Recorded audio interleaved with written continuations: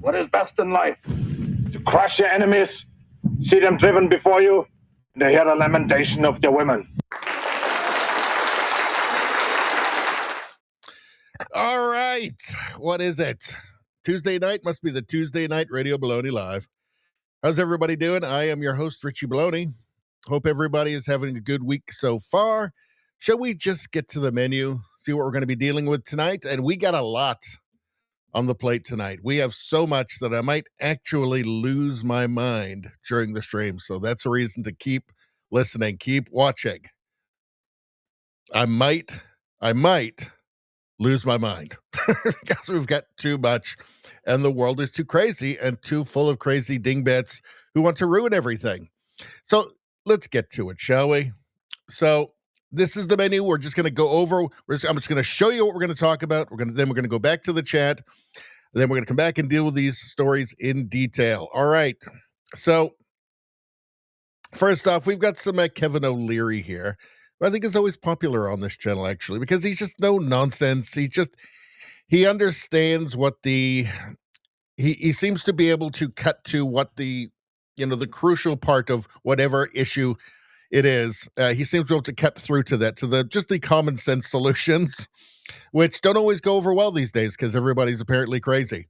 But we'll take a look at that. And talking about Rubio here, and I thought that was a great speech from Rubio, by the way, at Munich. And we already did cover that, but we'll do a little bit more. Here's AOC in Munich. Now, not so great.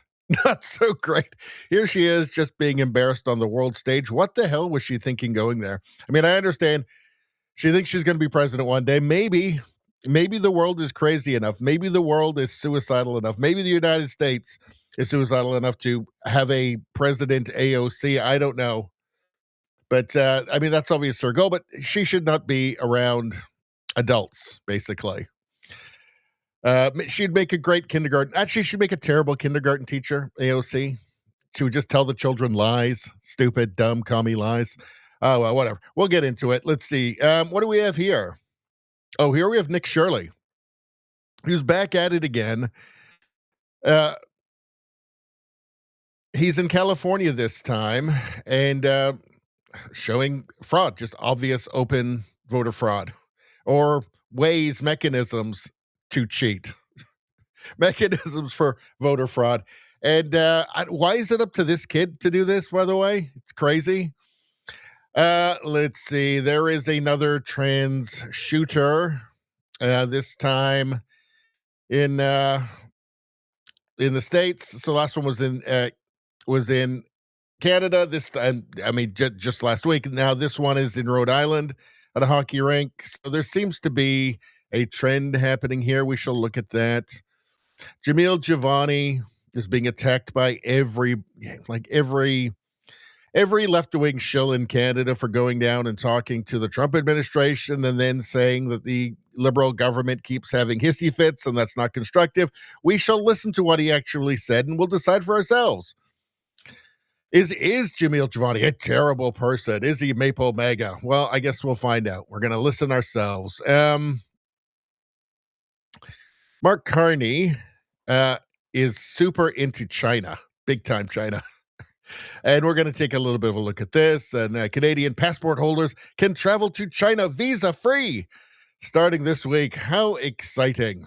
So you'll be able to buy your exploding Chinese electric spy car. Also, you can go to China and become a political prisoner there. So that the Chinese government can use you as a bargaining chip in the future. We're going to get to all of this. It's unreal what's happening in this country and just the cheerleading from the media. It's insane. We're not a rational country anymore. We've got meme reviews, of course. What's going on here? Look at that. So there's Mark Carney and there's a rectal polyp. I can't tell the difference. Which one is which? This is freaking me out. Let's see. So we're going to do a meme review. We've got Polls Canada. We'll take a look at the polling in Canada, which is just all over the place and doesn't make any sense. Woke Canada. What's happening with Woke Canada? Well, we'll take a look at Woke Canada. What do we have here? Oh, here's AOC again. I guess this is her in Munich again. Why do I have it in two different places? I don't know. But it's under the tab that says far left extremism. And at this point, I'm just calling the Mamdanis, the AOCs, just far left extremists because they're communists. Communism is far left extremism. All right, and there's a bunch of Canadians who go under that category as well. Canada crime. Here we have another trans person. This one stabbed their children. And apparently that's fine in Canada. If you're trans, I guess. So not a big deal here. Not a big deal. Less of a deal than, I don't know, going to like a peaceful trucker protest.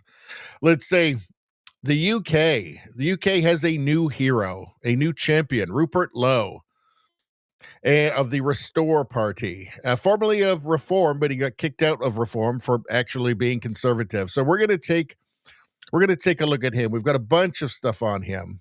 And yeah, I think they're getting quite excited that they've actually got some. Nigel Farage was fool's gold. So I think this guy could actually take over. I think that Reform vote is pretty fragile right now. I think he could take it. Let's see. We've got the EU here. What's going on here? Oh, yeah. So the EU wants to start World War III. And this lady in particular, with her crazy hair, wants to start World War III. She looks a bit like a pod person to me. Then we have the last tab of the evening, in which it's a bunch of different stuff. You got Colbert there freaking out again and lying. Orange Red Bad. And then we've got an Irish funeral, which is quite funny. This monkey looks a bit like Mr. Snacks. And it makes sense because I was wondering where the bananas kept disappearing to. Turns out he's a monkey. Or maybe not. I don't know. Crazy stuff. Lots of different stuff. We got meme stuff in there and blah, blah, blah. All the fun. Whoa. Am I getting my haircut there next time? There's O'Leary again, Kevin O'Leary again. So we got a bit more on that. So yeah, we got tons. We have tons. And can I just say, if you're watching on YouTube right now, this is the new channel here, Radio Baloney News. It's not the one you're watching right now. Radio Baloney News. It's only about 5 months old. So go there and subscribe. All of the world news, the U.S. news, UK news, Australia news, woke mind virus, meme reviews. Look at this beautiful meme review video right there. There you got Douglas Murray. You got Katie Hopkins. We love her. She's a firecracker. You got, look at Hillary. She's so angry. There's Marco Rubio. And I'm also experimenting with some different thumbnail types as well. They're like AI thumbnail types. So I don't know. Maybe that'll help. I don't know. Doesn't really seem to me. But anyway, subscribe now because probably I'm going to end up just migrating everything that's on the channel you're watching right now, which is live streams and Canadian news. I'm probably going to end up migrating it all over to Radio Baloney News because it doesn't seem to be as suppressed as my main channel. All right. Then what did he say? Well, he said, let's go to the chat and find out what's happening. Now, as everybody knows, we're streaming on YouTube and Rumble, on X, and on Locals. And when you subscribe to the channel, you get free good karma. When you become a member, you get extra double good karma for that. When you just send me money because you went crazy and you know that I love it, you get good karma for that. You can get good karma just simply for liking the stream, though. It's the best deal of all. All you have to do is like the stream. And when you're early liking, you get extra good karma. So what are we looking at today? Rosie, number 1. That is 5 good karmas, Rosie. 5. You can sleep easy tonight. Nothing bad could ever happen, at least until the next stream. Let's see. Rosie says, hope you're well. How's your dad? He's doing good. Everything's good. Thank you very much. Let's see. Izzy got number 2. So that's 4 good karmas for you. 4. All right.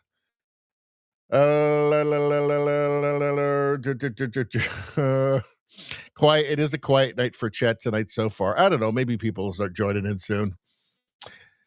Let's see. The raid guy, Rose. So we did our last Rumble raid of the month last night. The raid guys last night said be rude, but I don't think they wanted to be rude. I think they wanted to be rude, not have others be rude. It seemed a bit rude in there. I have to say, I checked out the chat there a little bit before I logged off for the evening. So I hope you guys were safe. Hope you were safe. That's my main concern, is the safety of my viewers.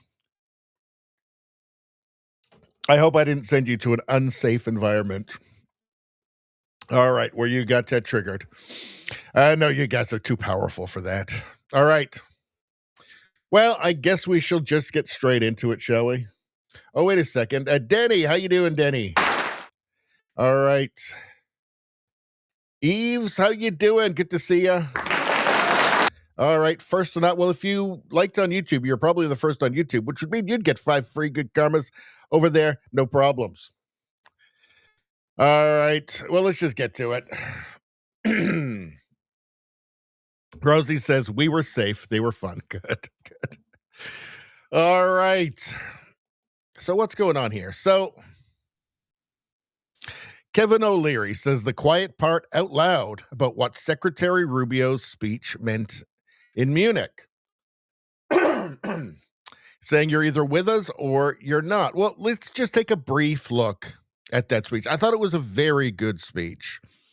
And I think that, again, what I say about Rubio is that he's very well-tempered. He's very articulate, but he mixes that in with a good helping of bluntness. Just like, I'm not really messing around here. This is just what we actually mean. So let's take a quick look. For 5 centuries before the end of the Second World War, the West had been expanding. Its missionaries, its pilgrims, its soldiers, its explorers pouring out from its shores to cross oceans, settle new continents, build vast empires extending out across the globe.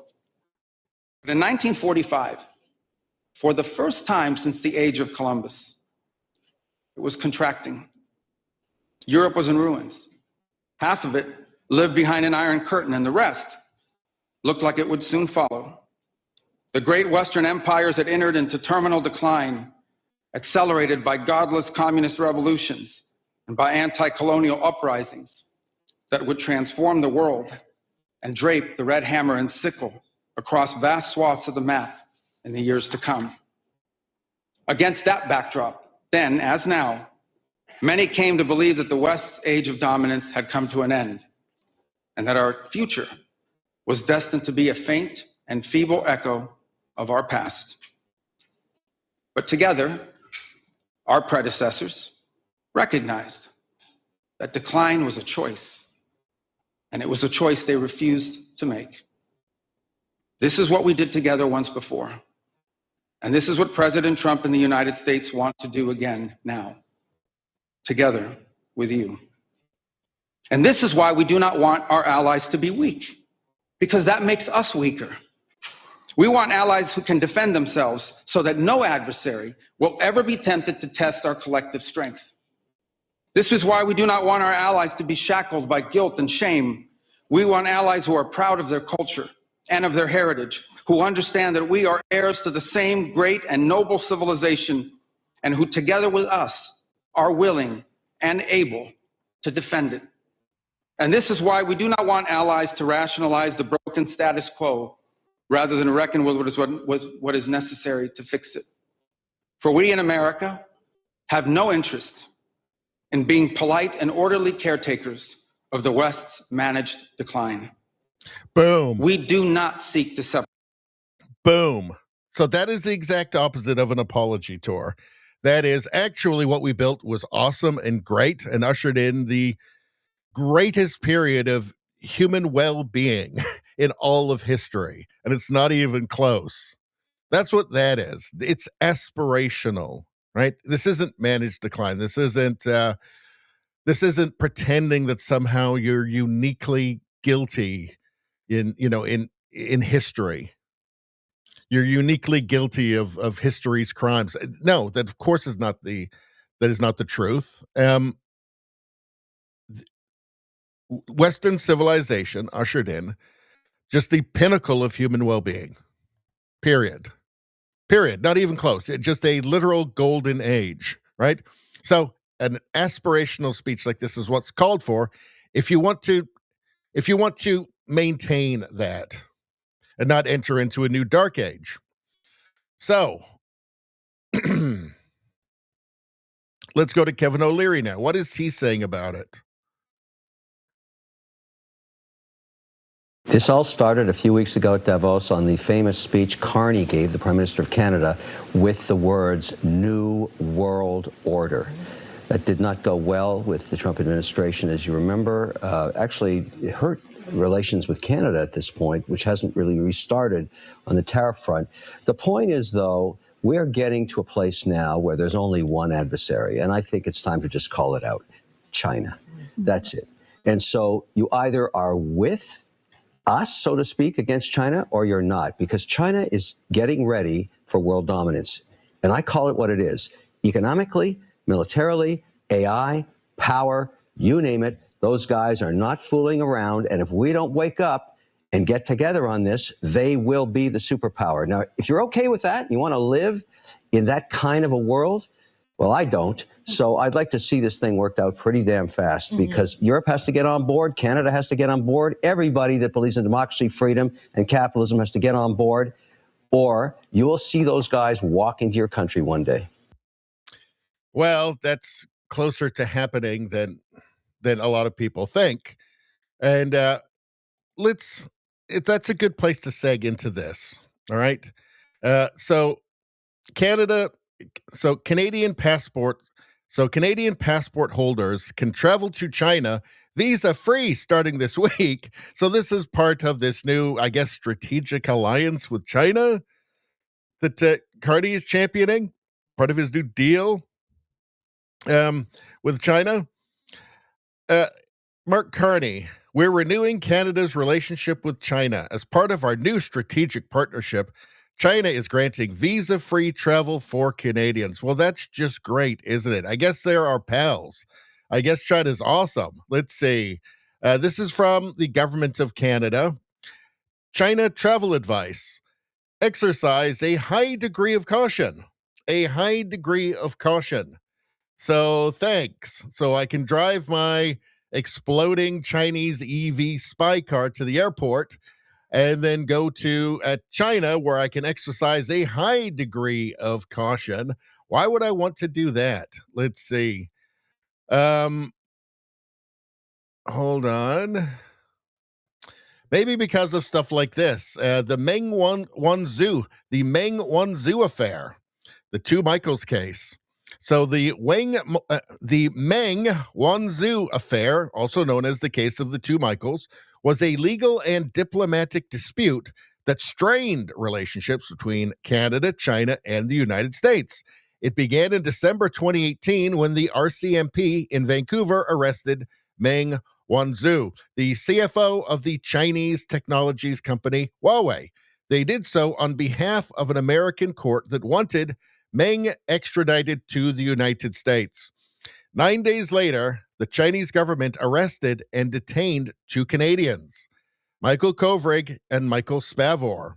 The two Michaels were imprisoned for 1,020 days. They were freed on the same day as Meng, 24th September 2021. The episode marked the emergence of China's wolf warrior diplomacy and demonstrated Canada's limited diplomatic options as a middle power. So they took the two Michaels as political prisoners.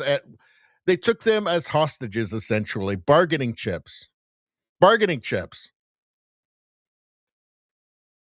What does the Canadian government website say again? China travel advice.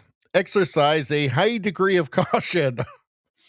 I should say so. They will absolutely take you as a hostage and put you in prison and use you as a bargaining chip against the man who's shaking Xi's hand right here. That would be Mark Carney.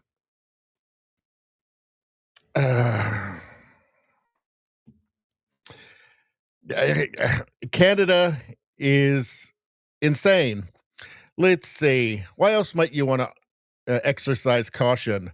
Well, here is Sam Cooper, who is a journalist who writes about Chinese interference in Canada. He's a journalist.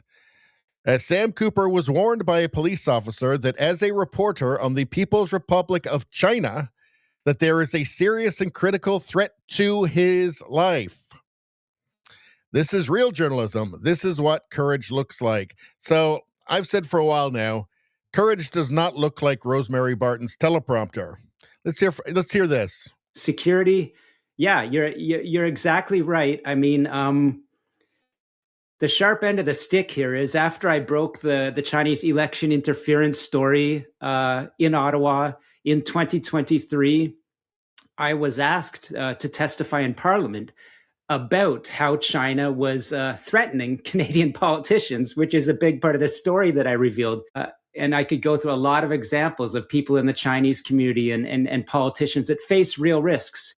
I told that hearing that I myself had been informed by Canadian intelligence that I face some risks. There's people in Chinese intelligence that have been tasked to look into my life, and this is not very safe. You know, I'm not supposed to travel to China. If there's a reporting junket on Mark Carney's new deal with Beijing, I can't go because it's not safe for me, right? And so after testifying, the RCMP came and knocked on my door in Ottawa 2 days later. As you're a lawyer, I believe, I have a law degree. I'm not practicing. Okay, you're not practicing, but you'll understand that a police officer who was and is a lawyer said, I have judicial authorization to read you a serious warning that we as a national security unit have learned as a reporter on the PRC, People's Republic of China. We have learned there's a serious and credible threat to you. And then they gave me some information. So, you know. So I guess he'll be using that exercising a high degree of caution warning by not going there at all. Just not going to China. That's how high of a degree of caution that Sam Cooper will be using. But I guess don't worry, though, because let's see, because Mark Carney's renewing Canada's relationship with China. This is going to go great. This is going to go really well. Look, there he is shaking Xi's hand, and he's super happy. Well, it's not the first time he's met Xi, of course, because through Brookfield. And don't forget about that $250 million loan that he got for Brookfield shortly before becoming prime minister. I'm sure that's nothing, though. No big deal. Let's see. What do we have here?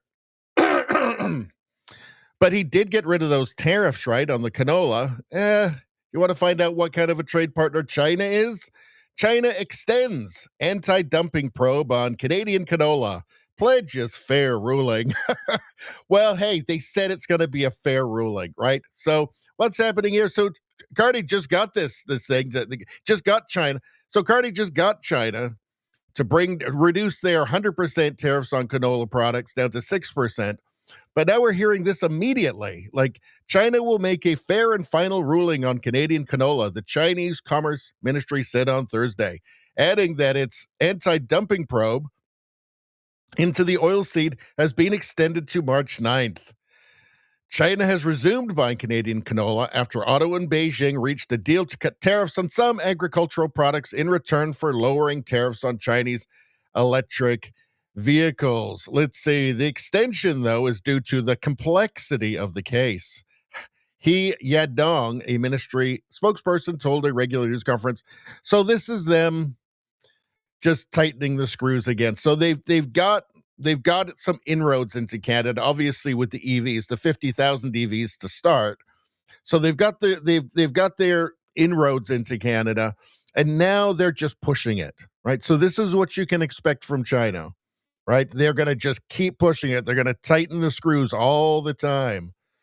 So, and also, they're a totalitarian dictatorship with like 1 million people in concentration camps, and there's no free speech. And you just have to do what the Chinese government says or you get disappeared. So there is Mark Carney shaking hands. This is Canada's future, apparently. Thanks, Mark Carney. Wow, the future looks bright. So we'll get to the rest of what I had there. But first, we're still here. We're still here. All right, what did we have next? So when Kevin O'Leary talks about you don't want China to take over, this is the kind of stuff that I'm talking about. You don't want to get into bed with China, right? Are you going to do some trade with them? Sure. But if you think that they're going to be our pals and somehow they're going to be a better partner than the United States, you're insane. What do we have here? All right, so we can move on. And let's get rid of that tab because we got too many tabs. So what's going on? Actually, let's get back to the chat for a second. Give me a second. Let me put the weather channel back on. Let's see. Let's see.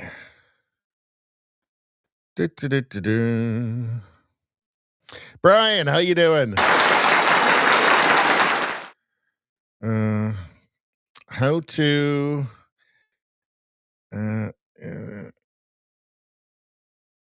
let's see. You're saying that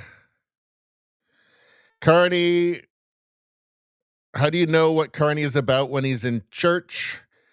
When he's in Catholic church on Sundays, but doesn't like Christianity? Carney's a liar. All right. Let's see. What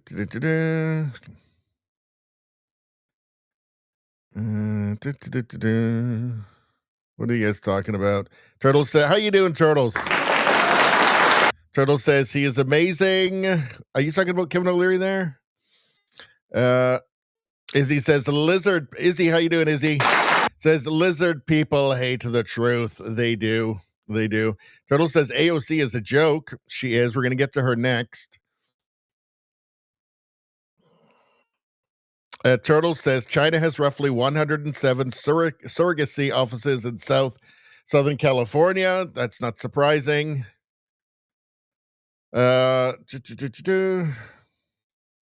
Turtle says 539 Somali daycares in Washington.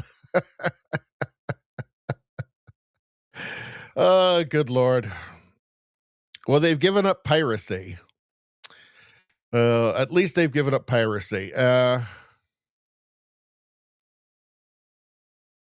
Danny, how you doing, Danny? Says, I can't even imagine how Trump will feel seeing Chinese EVs in Canada. Well, they'll be banned from, if you have a Chinese EV, you won't be able to drive it over the border. So that's a guarantee right there. Radio streamer, how you doing? Says, I came to click like, watch noodles, claim Greenland, hate communism with friends, call AOC a horse face, and chew gum. And I'm all out of gum. I think that AOC looks more like the alien from Aliens myself.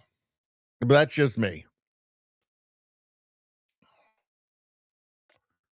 Denny says, the future is fucked in Canada. It's not looking good. I will say that it's not looking good. I think it's just the year after that drip of framing of frankly, like radical leftism framing and just anti anything that's attached to the word conservative. just year after year, the drip, drip, drip of that negative framing has, I think, demented the country at this point. I don't know. Maybe I'll be surprised in the next election. Let's see. Radio streamer also wants to import Bosnia lady to Greenland. Well, that's not a just send her an invitation. She probably wants to go to the U.S. Let's see. Rosie says, interesting news. Live stream on X Chat has True Chat if one has Premium X. Well, that's interesting. Is there anything going on the chat over there? No, there doesn't ever seem to be anything happening on the chat over there, even when there's a bunch of people watching. It's weird. All right. Let's go to AOC. So Tudor Dixon posted this. AOC in Munich. AOC in Munich giggles excitedly when asked if she will impose a wealth tax as president. Good Lord. Moments later, her ignorance is exposed by Argentinian politician Diana Fernandez Molero, who has actually seen the destruction caused by a wealth tax. So she's from Argentina. So yes, that would make a lot of sense with Perón. A wealth tax as president. So that would basically destroy the United States as an economic power. So it would just be over. The U.S. would just be over at that point. They would immediately turn into the Soviet Union, go into decline, and the whole thing would break up in probably 10 years. So when you run for president, are you going to impose a wealth tax or a billionaire's tax? I don't think that I don't think that anyone, and we don't have to wait for any one president to impose a wealth tax. I think that it needs to be done expeditiously. You have the recipe that many Latin American countries applied many times. That is some relief in the short term, but end up being, a tragedy for the future. It's like public expenditure, huge public expenditure, price control, sometimes wealth tax, and you end up the wealth goes away and you have just the tax and you don't have wealth anymore. That was something that Peronism did many times. So all these recipes then creates a cycle, no? Then you have this short-term relief, but then goes with inflation, shortage, then you have more poverty, and this and the cycle goes and goes. And none of that penetrated AOC's brain. Her and all socialists do not care about reality. I've said this a million times before. They're not trying to fit their ideology into the world. They're trying to fit the world into their ideology, and they are thrilled. They are ecstatic to break the world and everybody in it in the process. They don't care about outcomes. They care about the idea. Again, reality is, they're totally impervious to it. AOC is totally impervious to historical fact, to reality. And nothing will change her mind. Let's see. I think I had another AOC. We might as well get her all together here. Paul Enlightener. This is my lane of expertise. So let me help you translate what AOC is saying here. It's Marxism. Well, that makes sense because she's a Marxist. Let's take a look. Marco Rubio's speech was a pure appeal to Western culture. I think it's also important to note how thin that foundation is. Culture is changing. Culture always changed. Culture for the entire history of human civilization has been a fluid, evolving thing that is a response to the conditions that we live in. And so they want to take this mantle of culture. At the end of the day, though, it is very thin. And so the response that we have to have is, again, it's material, it's class-based, it's common interest. Marco Rubio's. So you won't hear anything more idiotic than that today. Yes, the thousands of years of Western culture is a thin foundation. according to AOC.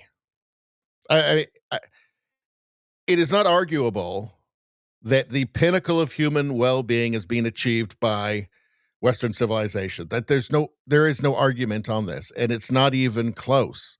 Clearly, that is the case. If you're talking about prosperity, if you're talking about, ending poverty, if you're talking about human rights, if you're talking about individual rights, things like free speech, democracy, constitutional republic with democratic principles, like there is no comparison. Like it is just simply, it stands alone as the pinnacle of human achievement.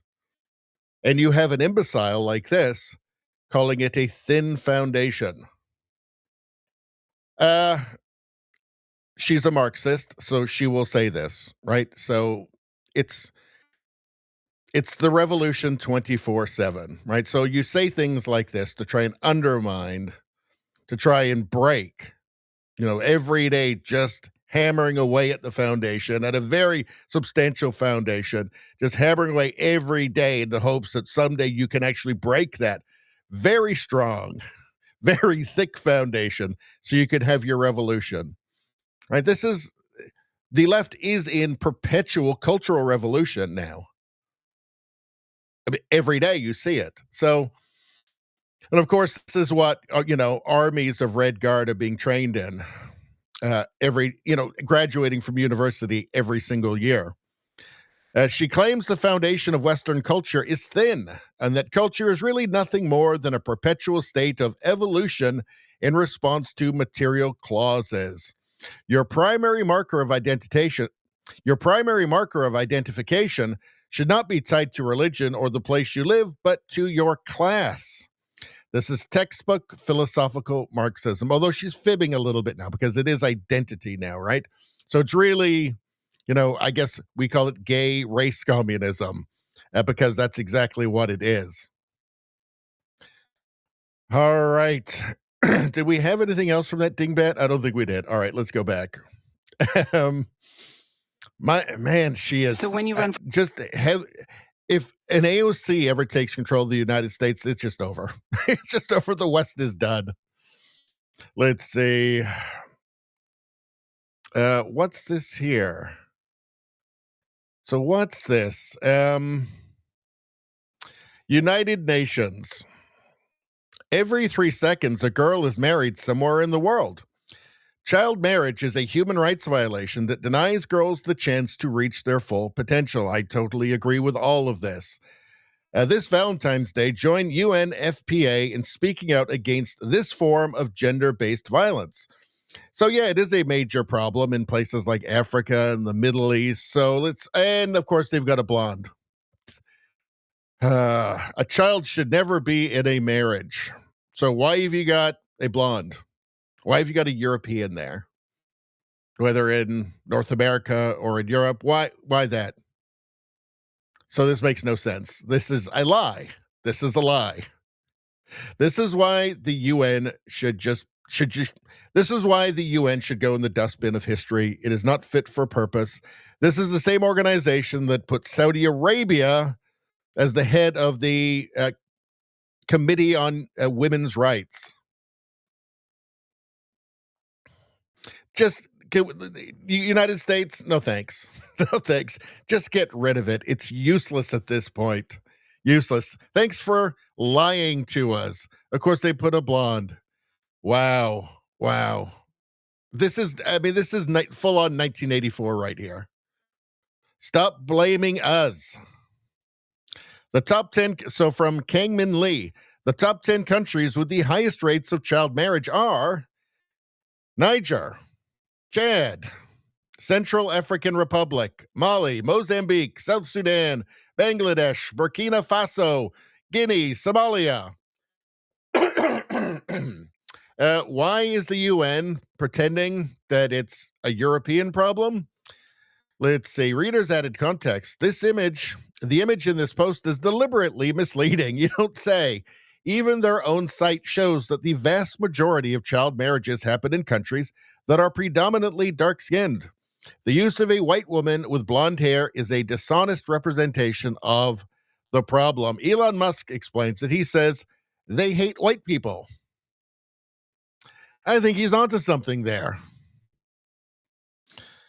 Let's see. So from Rational Post, they said fixed what the UN published and then what actually happens. Yes, so that's an accurate representation there. Accurate, but they're not allowed to say that because I guess it would be racist to accurately describe reality.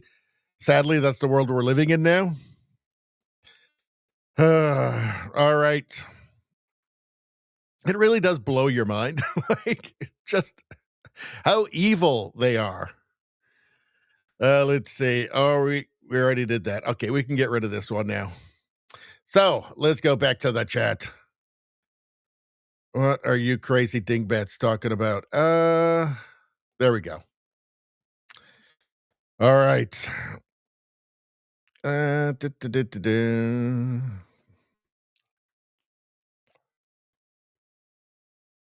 Let's see.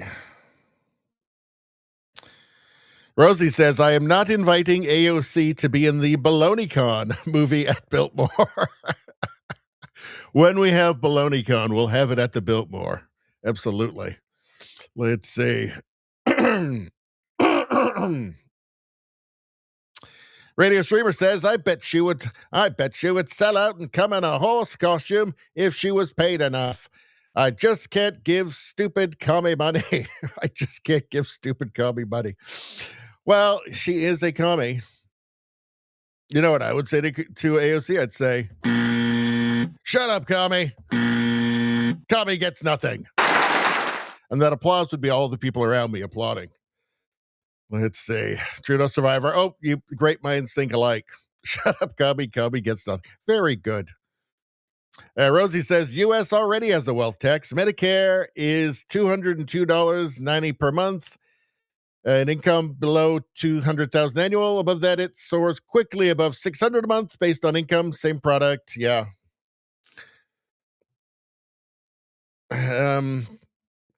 Izzy says AOC is a smooth braid commie. And I agree.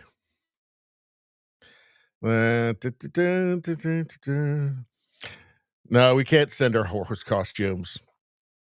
Radio streamer. She doesn't need a horse costume. Although I still think more like the alien from Aliens, personally.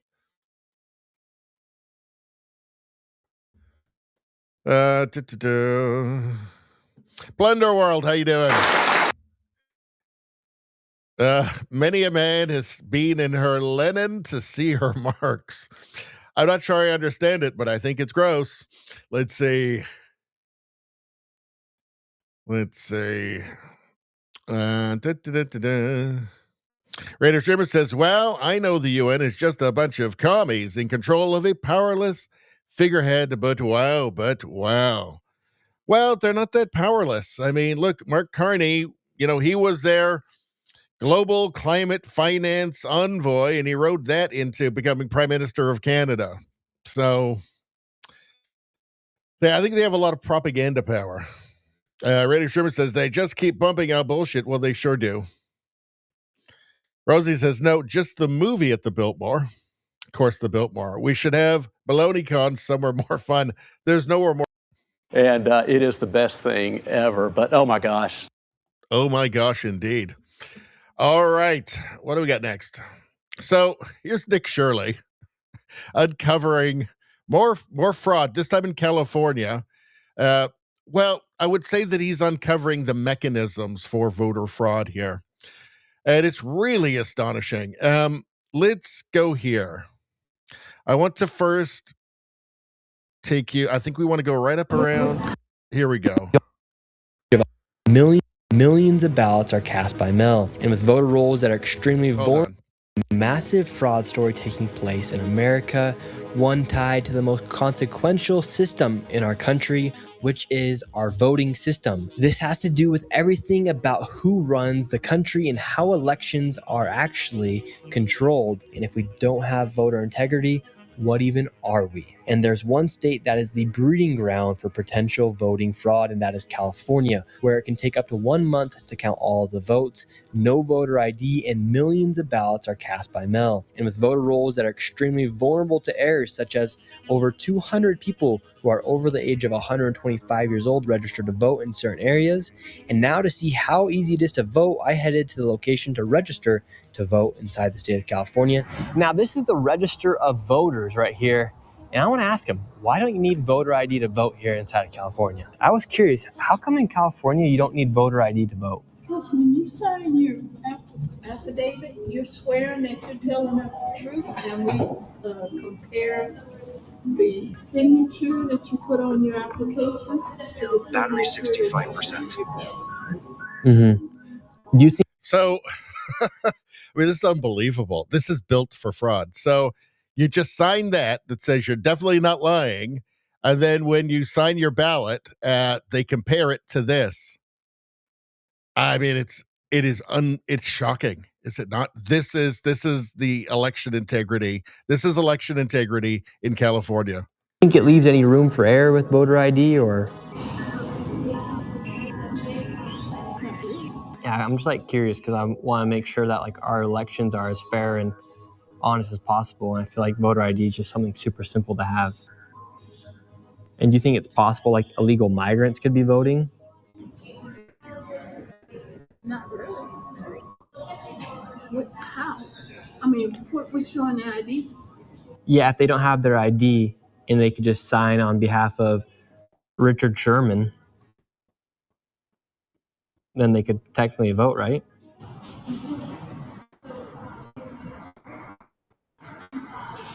They would be right. Yeah, but what if they just don't care?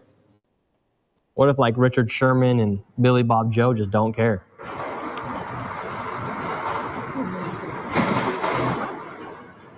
But so you don't think illegals would ever vote, would you? Well, they would be prosecuted, but how would you know? Because everything looks good. I mean, they signed the affidavit and everything looks fine. They said that they're not going to lie, right? Izzy says clearly lying. Radio Trooper says she's either stupid or dishonest. She's dishonest. She knows exactly what's going on here. I mean, come on. It's just obviously this is built for fraud, right? The sad thing is that people are fine with it. Like a lot of people are fine with it. Politics is just fashion now across the Western world for so many people. It's just what's cool or what isn't, what's fashionable, what isn't, right? What will get you in trouble with your bubble or won't, right? What's the path of least resistance? People would rather have fraud than be unfashionable. Let's take a look at this. Gloria voted in the last election. She's 100 years old. Yeah, born in 1925. Still kicking. What do you think about over 30 people are registered to vote in this UPS store right here? Is that a little strange to you? Is it through P.O. boxes? Yeah. I don't know. What are you trying to do, or what are you trying to prove? Yeah, so you have to re-register where you live, right? Where your primary residence is. And so if you've got a primary residence that's a UPS store, there's a real tiny houses, inside the UPS store for people to live in. Probably. What's your guys' affiliation? My name's Nick citizens. Shirley. Yeah, could you live inside a P.O. box? No. So do you think it's a little strange that here in California you have lots of people who are registered to vote from these P.O. boxes? Meanwhile, you don't even have to show your ID when you go and vote. I don't want to be part of the whole MAGA storyline. Thank you. This isn't a MAGA storyline.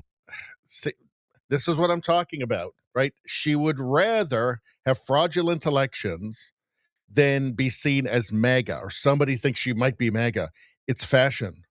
It's fashion. It's, reputation management. It's totally insane. What they're just describing to her there, right? Sure looks like fraud. Does not care. Is more concerned with looking like she's part of the right team. Genuinely sad. Genuinely sad. Holy macaroni. Radio Streamer says, I want to vote for the Lone Ranger in California. Well, you could do a lot worse. Let's see. What else are you guys saying here?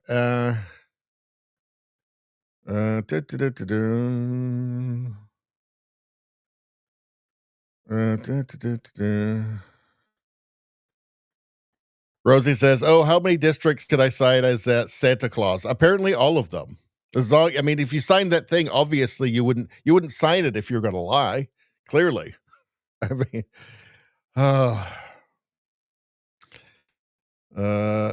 Izzy says, think it's always as it always was. Most people don't follow. They don't.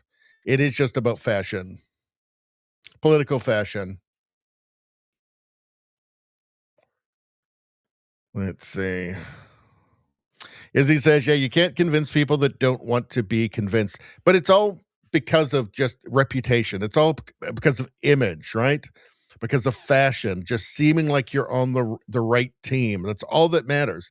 Even if your team is obviously totally corrupt and is actively working against you. That's how powerful it is. This kind of these pressure campaigns. These moralistic pressure campaigns are. Let's see. How about this here? Let's take a look at at least the beginning of this. We're just looking for these individuals. Actually, no. Actually, hold on. We don't need that. All right. So let's move on. So what? And actually, we'll get rid of this one as well. Okay. So now what do we got? Okay. So there's another trans shooter. Pardon me. Wesley Yang posted this. New media euphemism for transgender mass murderer just dropped. Person who went by 2 different names. The New York Times. 2 killed in shooting at high school hockey game in Rhode Island. At a later news conference on Monday night, Chief Goncalves said the shooter was born in 1969 and went by 2 different names. Just anything but accurately describe reality because it's off narrative. Just anything. Just amazing. Well, let's take a look at this delicate flower right there. Looks like a jacked Sammy Hagar to me. Wow. Okay. I mean, just professional wrestler. Let's see. Representative Nancy Mace posted this on November 18th, 2024. Biological men do not belong in private women's spaces, period, full stop, end of story. The shooter, Roberta Dorgano, said, nah, that's where you're wrong. Post up, 100% sex change, good to go. Otherwise, get the F out of here. And that wasn't the only thing. But let's see.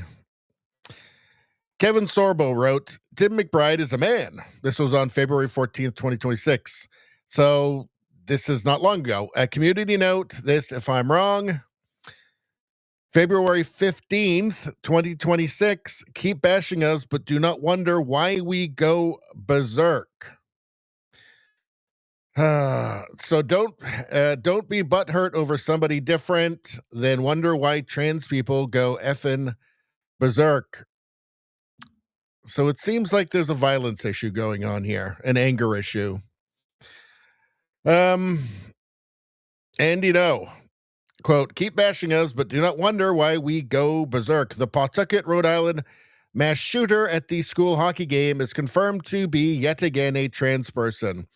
Roberta Dorgan shot 5 people, killing 2 and critically injuring 3 others. 4 of the 5 shooting victims are his family members. A woman and a girl are deceased. Dorgan was active on social media, where he often targeted me for my reporting. It's getting scary for conservative journalists, obviously. Let's see. Yeah, we saw that. Let's see. Responding to Andy No here, talking about a trans activist woman allegedly stabbing her girlfriend to death and allegedly attempting to murder 3 family members on April 25th, 2025. Roberta said Gaysians are more likely to commit crime. That's just not true. By the way, gay Asians are not. Yeah. So I have something here. Where is it? I did have something of. Oh, here we go. All right. So I asked Ed Grok to just come up with the trans shooters of recent the last couple of years. Let's see. Colorado Springs, non-binary, 5 killed, 19 injured. That was November 19th, 2022. 2023, Audrey Hale, Nashville, transgender, 6 killed, 3 children, adults, 1 injured. They seem to like to go after children. Seems to be a theme with them. Robin Westman, transgender woman, August 27th, 2025, Minneapolis, 2 killed children, several injured. Jessie Van Rootseller, also known as Jessie Strang, transgender woman, Tumbler Ridge, February 10th, 2026, 8 killed, including family members. February 16th, 2026, Robert Dorgan. So just the next day after posting that last tweet we saw, 2 killed, ex-wife and child, 3 injured. So it seems like there is a trend happening here, something that people should be concerned about. Perhaps the gender experiments are having unintended consequences. This is what a sane society would wonder.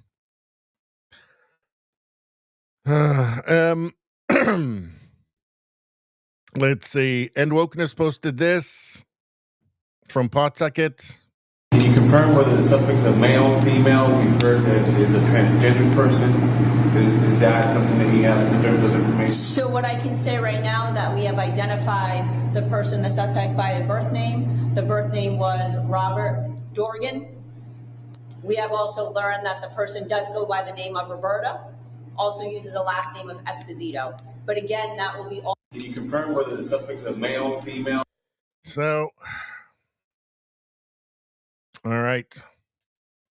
So from Colin Wright here, the Pawtucket shooter, Robert, a.k.a. Roberta Dorgan, is not a left-wing gender ideologue. Well, it seems that Dorgan is in some ways right-wing, but is a left-wing gender ideologue from the tweets that we've seen. He claimed to be far-right, opposed men and women's sports, opposed transitioning children, believed a sex change surgery should grant him access to women's private spaces, warned that criticizing trans people would cause him to go berserk. So it's a mix of left and right? So not in on the so-called gender affirming care for minors, but definitely very much a believer in that if you're an adult, you can change from male to female. And obviously very violent. This is a truly bizarre and disturbed individual who, despite being politically on the right, seemingly felt that not accepting him and other trans-identified men as women justified a murderous rampage. There may be another motive that will emerge, but his ex-post yesterday suggests that he may have been motivated by what he perceived as anti-trans sentiment. So, a nut job, Colin Wright says basically yes. Is there a connection?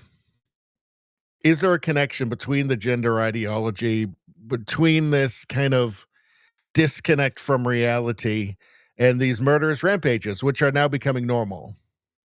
Right? That's what a sane society would be asking right now.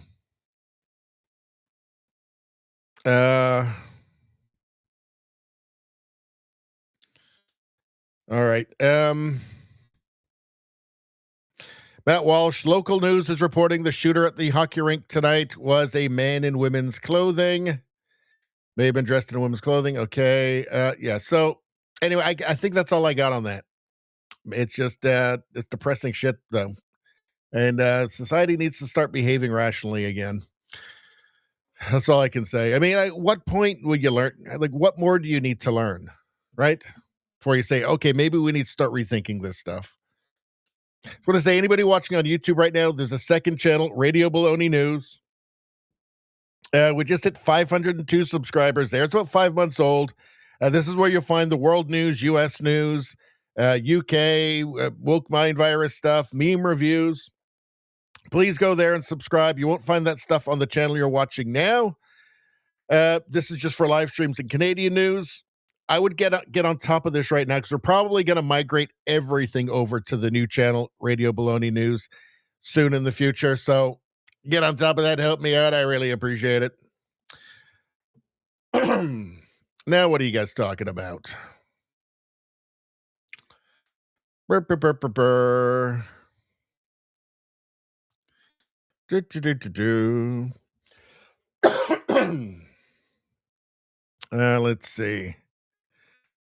Radio Streamer says he's going to be back in a bit, but we have to hate commies in his stead. So we have to pull together and hate commies a little bit extra for Radio Streamer while he's gone, just to pull up the slack. Let's see.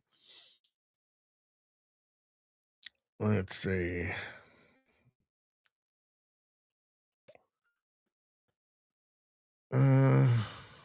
Rosie asks, why is it the entire world besides North America? Well, it's also North America and Europe. Why is it the entire world besides North America and Europe can define woman? Well, I'm hearing a little bit that the wokeness, all of the wokeness spread by like Global Affairs Canada into the third world and by what was being spread by USAID is taking root. I know in Japan and in Korea, I believe, feminism has now caught fire and is wrecking their societies. So, yeah, I mean, it's a worldwide push for a gay race communism. So, yeah, let's see. Izzy says, because they haven't been infected by the woke mind virus, which is a weapon left over from before the USSR fell. Yeah, but I like the UN and World Economic Forum and other multinational groups are working hard to get it everywhere. Not in China, though, for some reason. Not in China. They're not letting it happen there because they don't want their society to collapse. Let's see. JDL, how you doing? He says, hit the like button. Hit the like button, JDL says. Beautiful, beautiful. Now what do we got? Cal, how you doing, Cal? Says, thank God. Real boobs. There you go. I give the people what they want.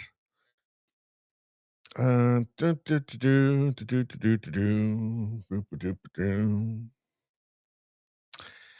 I miss one? Let's see.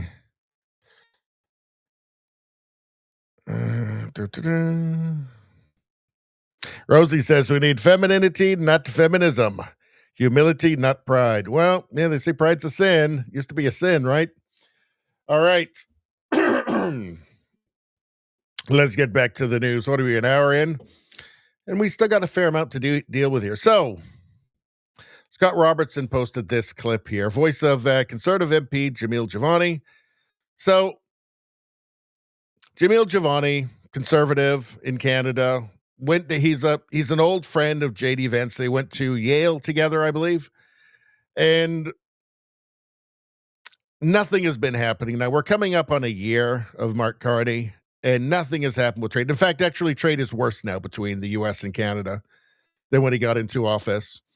And in this total deficit of any kind of progress, Jamil Jivani decided to go down. He knows J.D. Vance. Maybe he can be of some help.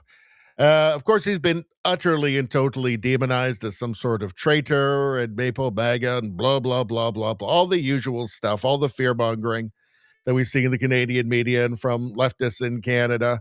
When he was down there, he gave an interview to Breitbart, which, of course, they're like, Breitbart, you might as well just talk to the devil for the left, right?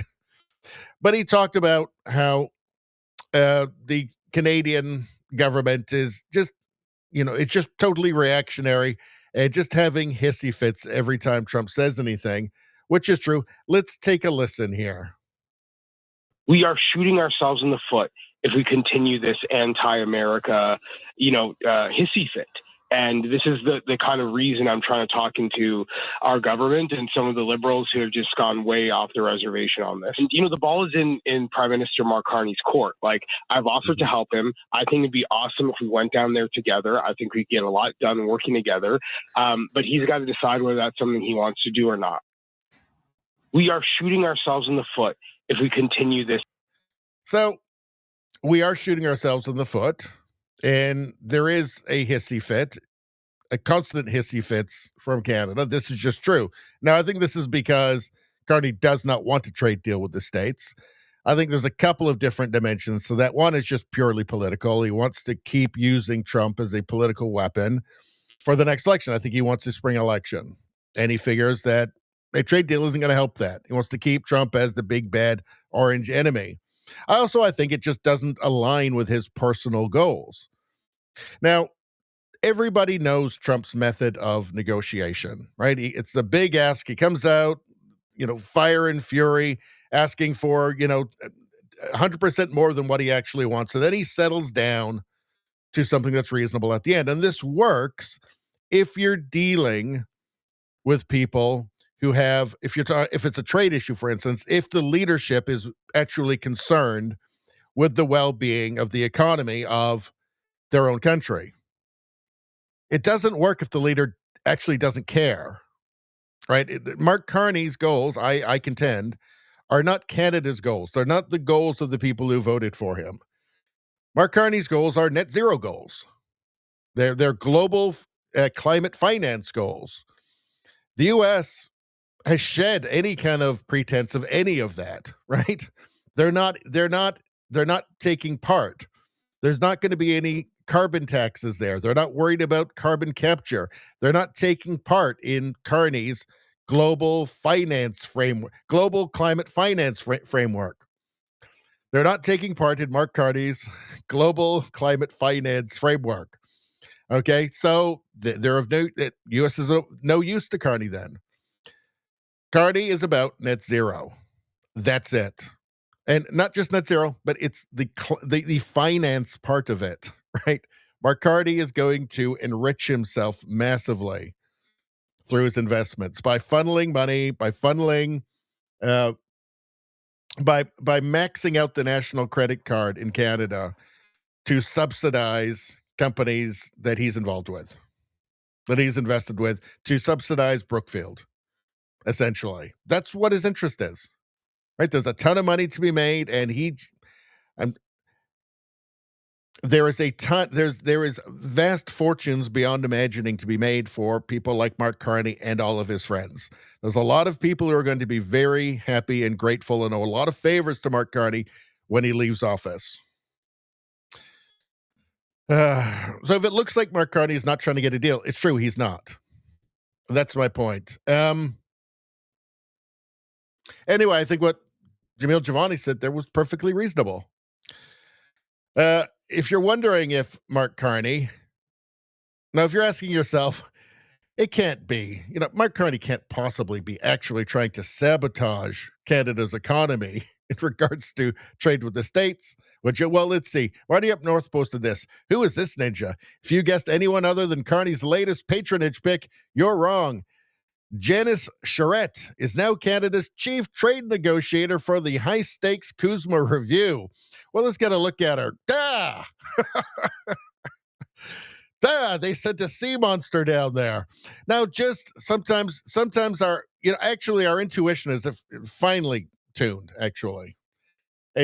Oftentimes it's just right. What does your intuition tell you when Mark Carney's sending this career bureaucrat down with no experience in trade negotiations? This is just a career Canadian bureaucrat.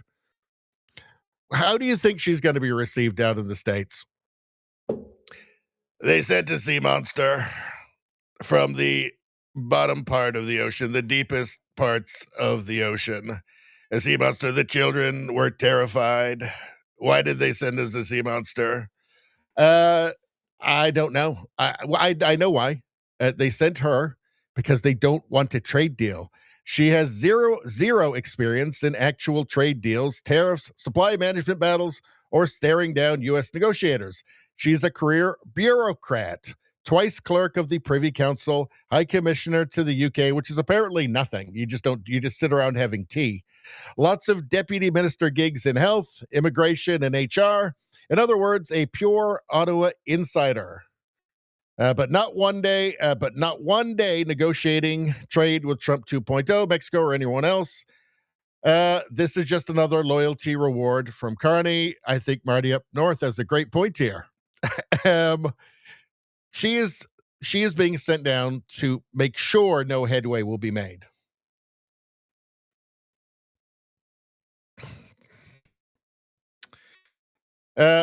While that's going, Bratney says, just wow. Mark Nixon, Trump is going to love working with this woman. There is no reason to send her there unless you don't want anything to get done. So while this is going on, Carney is covering himself in glory by being apparently the new leader of the free world. Let's see. Well, actually, I've got this article here. Carney constructs a mega anti-Trump trade alliance from Politico. The Canadian Prime Minister is spearheading discussions between the EU and a major Indo-Pacific trade bloc after calling on middle powers to join forces. So this is going to go great. So we don't even need the states anymore, apparently. Two of the world's biggest trading blocs are cautiously eyeing closer ties to short-circuit Donald Trump's tariffs. Okay, I'm just going to say this right now. Okay, we're going to all wake up tomorrow morning, and we're still going to be right next door to the largest economy in the world, the largest military in the world, the country that we are totally the country that we are totally reliant on for our own national defense. Okay, we're still going to have an ocean on one side, an ocean on the other side, and a frozen wasteland to the north. That's going to be the reality every morning that we wake up. Let's see. Canada is spearheading the discussions after Prime Minister Mark Carney called on middle powers to buck trade war coercion last month, days after Trump threatened to raise tariffs on Denmark's European allies if it didn't cede Greenland.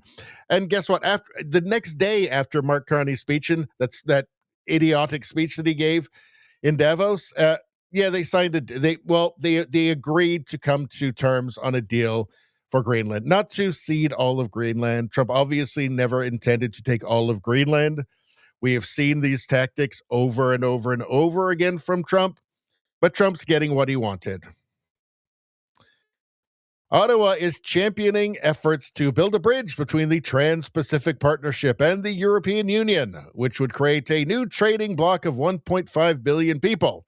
Carney told world leaders and the global business elite in Davos. The middle powers are taking action. The EU and CPTPP are starting talks this year to strike an agreement to intertwine the supply chains of members like Canada, Singapore, Mexico, Japan, Vietnam, Malaysia, and Australia with Europe. It would bring nearly 40 nations on opposite sides of the globe closer together with the aim of reaching a deal on so-called rules of origin. I wonder what Mexico and Vietnam and Malaysia and Australia are going to buy from Canada. They're awfully far away, too, in Singapore. Did I have anything else highlighted in here? Well, I'll tell you right now. Oh, hold on. I think I had one more thing there. Okay. So, the only thing that anybody wants from Canada is energy. Natural resources. We still can sell lumber, minerals, metals, that sort of thing. But that's the only thing anybody wants from Canada, right? Is that. And we are not getting that under Carney. Right? We've seen from his MOU on the pipeline with Alberta that he has no intention. If he had had any intention of seeing that through, he wouldn't have put the poison pills in at the end. So how does this benefit us exactly? Right? It certainly draws us closer to China, makes us more dependent on China. But again, China's not really a great trade partner for Canada, right? I mean, no sooner does, where do we have it here? No sooner does Mark Carney cave on Chinese EVs to get a reduction in the tariffs on canola products, then China immediately says, well, actually, we're going to keep investigating it. And yeah, we're going to extend our probe on your canola products anyway. Again, it's just turning up the pressure immediately. Anybody who thinks it's a good idea to get in bed with China is insane. It does not make any damn sense. But, yeah. I don't know. What do you say at this point? Right? So this is what Carney is doing. It's all just an illusion. This is nothing. Nothing is going to happen here. The best that can happen is that Canada is used as a bargaining chip for other more powerful nations, like China, for instance. It's just an illusion. Everything about Canada now is just smoke and mirrors. It's all just fake. We are determined to not confront reality on its own terms. Let's see. Food professor. Canada never insulted Americans. Non-stop insults. This is Trump on CBC in December, seen as a pig. We're told the average liberal voter, I think, assumes that Trump invented tariffs. Nobody ever heard of them before Trump, right? Yeah. Canada has utilized tariffs itself. Look at dairy products and the dairy cartel, right? We're not innocent in any of this. Trump is being attacked in the Canadian media for 10 years straight, over 10 years straight at this point. Okay, we're not innocent in any of this. This is not to say that the United States is innocent. No, nobody is. That's the thing. Here's the real world. That's all we're saying. Here's the real world. Let's deal with the world honestly and be honest about ourselves in the process. Maybe that will be more productive. All right. What do we have here? Hold on a second. All right. Well, I think that's enough. Did we have anything else? Oh, yeah. Before we get back to the chat, it's a little bit more Canada here. Jinglai Hay says, I thought Mark Carney was the supposed genius economist who's going to save Canada's economy. Well, let's see. What's he doing? Western Standard published this. Deficit to climb beyond record $78.3 billion as new spending pushes red ink higher. Well, yeah, he's buying voters with this new rebate that he's sending out. That's going to be, an extra $3 billion. We don't have that lying around. That's got to be borrowed. Yeah, I've been saying for many months now that by the time it's all said and done, it'll be well over 100 million. 100. It'll be well over 100 billion by the time it's all said and done. And I expect that to play out. What else do we got? All right. I think I don't need any of these anymore. All right. Okay, let's get rid of all these. I think it's time for us to do memes. Let's see. I mean, that's just mean. All right. Before we go there, let's get back to the chat for a minute. What are we, an hour and 18 in? Let us see.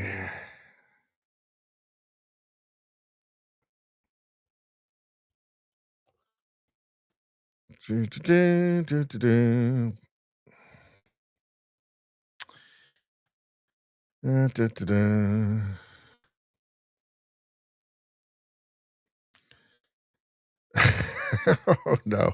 You guys are being mean about the new head trade negotiator, which is okay. I was mean as well. I'm just going back in the chat here. I'm seeing how far back I have to go back. Let's see.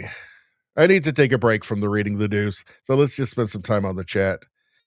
Okay, I think I'm at the right place.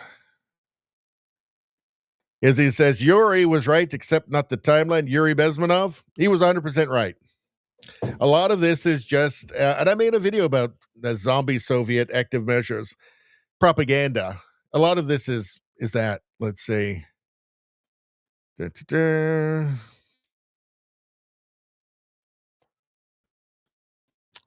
see.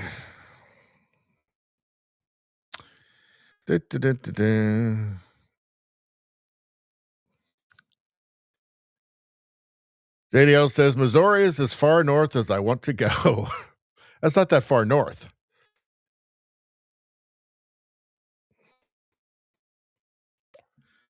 Let's see. Travis, how you doing?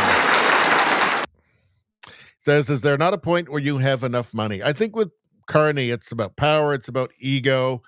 Let's not forget that with Mark Carney, his global climate net zero banking alliance had fallen apart, like right before he became prime minister. It was falling apart. Even the Canadian banks had all bailed on it. This must have been humiliating for him. It's now completely shut down, by the way. But this must have been humiliating for him. He saw his net zero plans going down the drain. And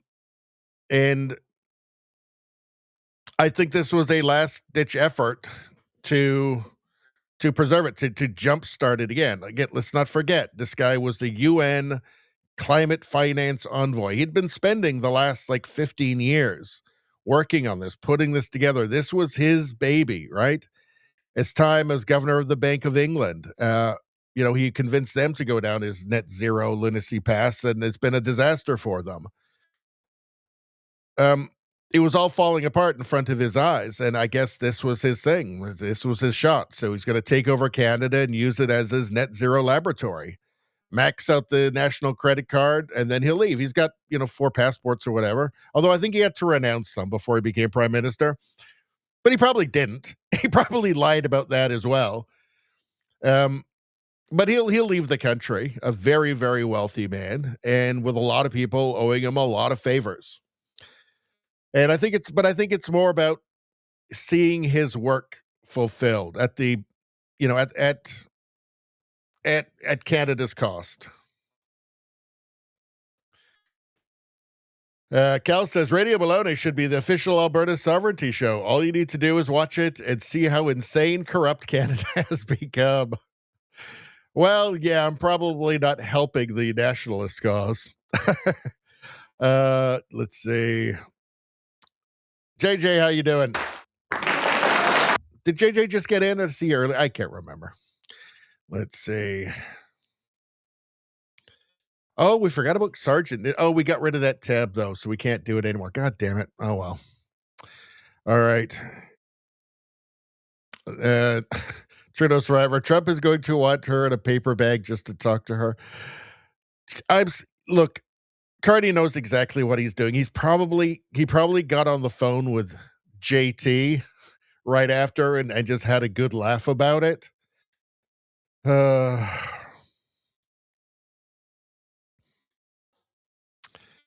Let's see.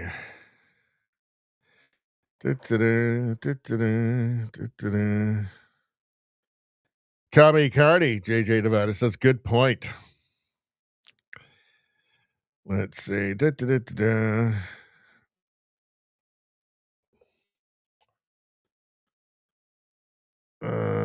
Izzy says, so another successful Carney deal. He's walking us off a cliff, Carney is. Money and power are addictive, Rosie says, 100%. Let's see.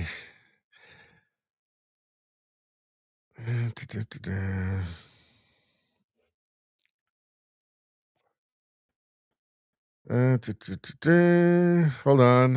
I'm just scrolling through. Trudeau Survivor says there's a big pile of money Carney can use buried in the Biltmore. In the Biltmore. It's where D.B. Cooper stashed his loot. At the Biltmore. Everything. It's the center of the universe. All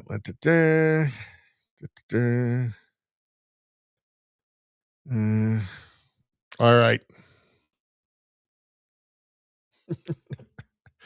All right. Is it Tuesday today? Is it Tuesday? If only I had the radio streamer says, if only I had the energy, I would swim there naked again to Greenland. Are you talking about? Power move to let them know to surrender. It's Tuesday. I got to be honest with you. I'm lacking in energy a little bit too. I don't know what the hell we're going to do about that. What could we do about that? Because I've done everything myself. I've tried everything. I had coffee. I had a couple of double espressos. I smoked crack. I had some of that blue meth from Breaking Bad. I ate 9 polar bear adrenal glands. Still nothing. Nothing that can give me the kind of energy I need to finish this show. I mean, where on earth could you find that kind of... They, them, energy. They, them, energy. They, them, energy. They, them, energy.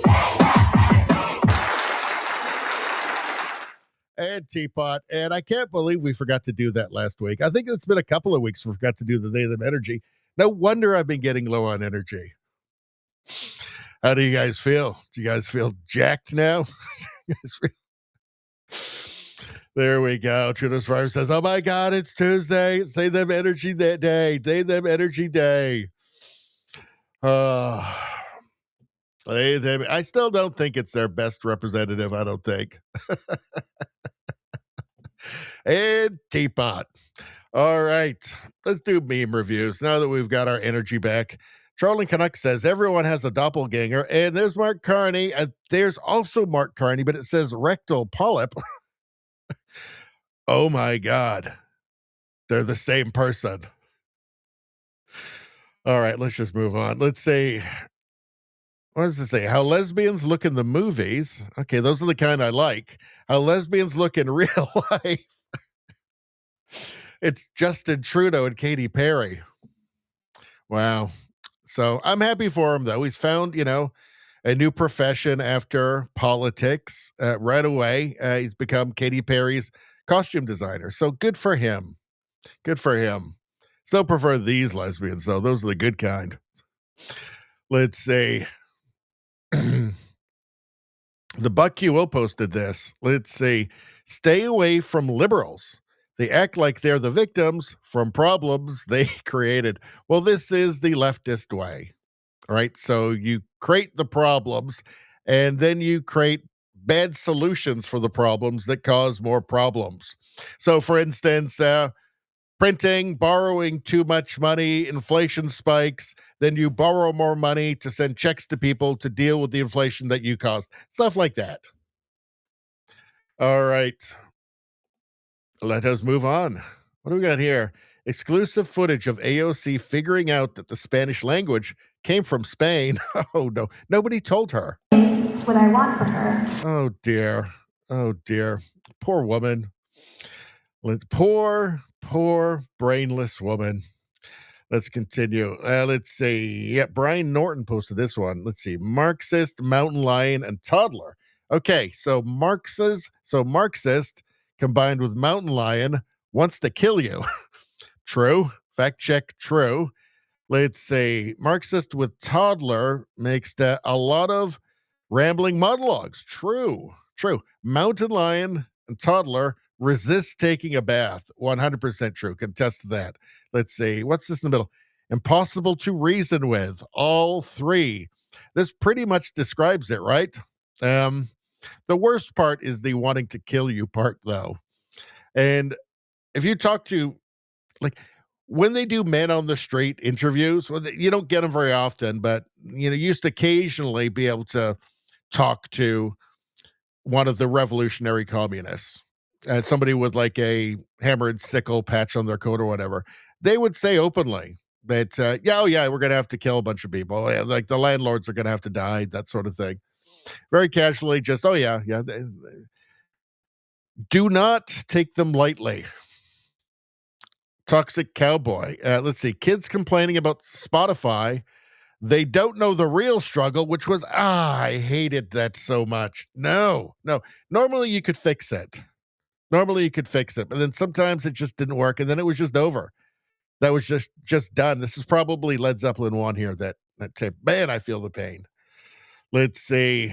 It's perfect for them from Sassafras. Well, let's take a look. Prison is a perfect place for liberals, if you think about it. Well, okay. 1, everyone is equal. True. 2, free food and housing. Well, that's true. That's nice. 3, no guns. Well, I would say there are guns, but only the authorities have guns. 4, universal health care. True. And 5, same-sex relationships. Perfect place for liberals, if you think about it. I think, is it that they just really do all want to live in prison? Is it true they just all really do want the boot on their face forever? I think that they do. Charles Curran, let's see. Prompt, sum up all the AI discourse in a meme. Make sure it's retarded and gets 50 likes. Okay, let's take a look. We need to build more data centers. AI needs it. To cure cancer, right?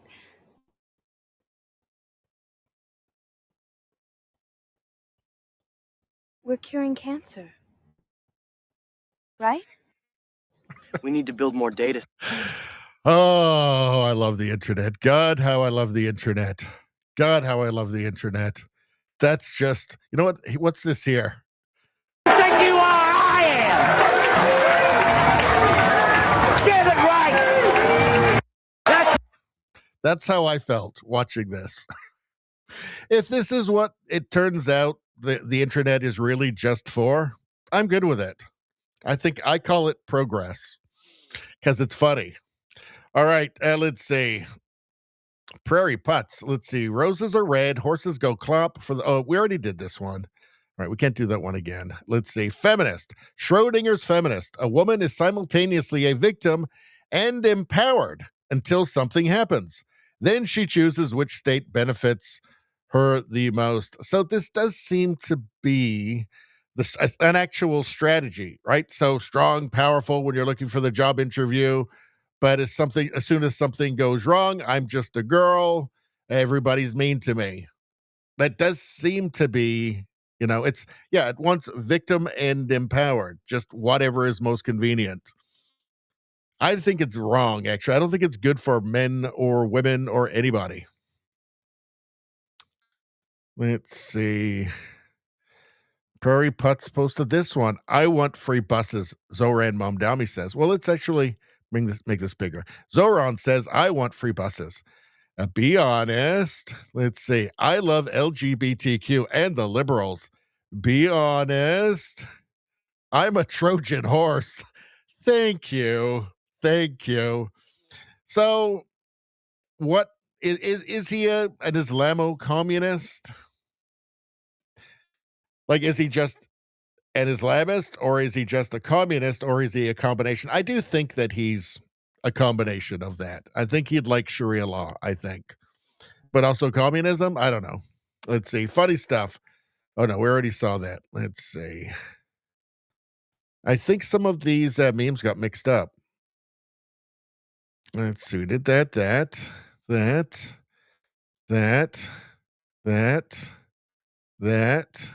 Which is my favorite one. We did this one. Oh, what's this here?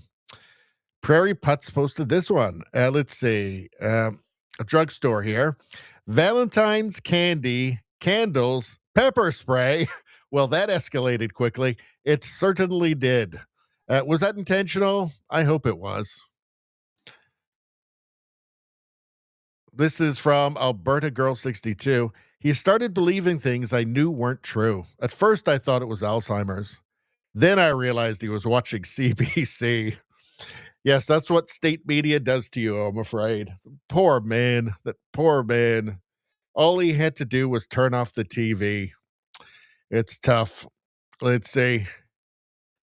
What does a feminist use for birth control? Her personality. And it's actually the most effective form of birth control as well, if you're that. Let's see. How to start a campfire. Yes. No. I don't know why we have this. It's kind of a non sequitur, but I like it. Red-headed libertarian posted this. I think you're going to enjoy this. 5 years ago, I shat myself in an escape room. It is my brother's favorite story. Today, he had frontal lobe surgery, and there was potential for memory loss. This is the first text he sent me from recovery. I survived the surgery, and I still remember what happened in the escape room. That is perfect. Let's see. And what's this? John the Grey Wolf. Let's see. Wait, I am worthy of love. Always have been. So this is a twist on the one where the guy's usually holding a gun and he's going to assassinate him because he realized that some conspiracy is actually real. So this is a nice twist on this. And it's just, I don't know. It's wrong, but, it's a nice attempt. Let's see. When your house is a mix of bad hearing, ADHD, menopause, and a sprinkle of tism. So I don't really understand this one that well. There's just a kid with a mask on, and everybody else seems kind of fine. So I'm not sure I get this one personally. I think you guys sent it in, but I'm just missing something. Maybe it's my brain. Maybe my brain is the problem, but I don't know. Let's see. What's this? Marshall Black. In North Korea, people are forced to listen to propaganda. In Canada, people do it willingly, yes, and are happy to have their tax dollars used to promote the propaganda. The CBC, oh, good Lord. It saddens me because the CBC used to be great. When I was a kid, I loved the CBC. It really was about Canada, and it represented all of Canada, and now it just represents, I don't know, who does the World Economic Forum, I guess, like Mark Carney and his buddies? That's who it represents now? It's genuinely sad. I say this with no relish, but it has to be defunded. And they have to get nothing. They have to get what they gave us. Nothing. Let's see. All right. Well, I think that's it, folks, on the memes. So let us move on. Go back to the chat for a second. Let's see.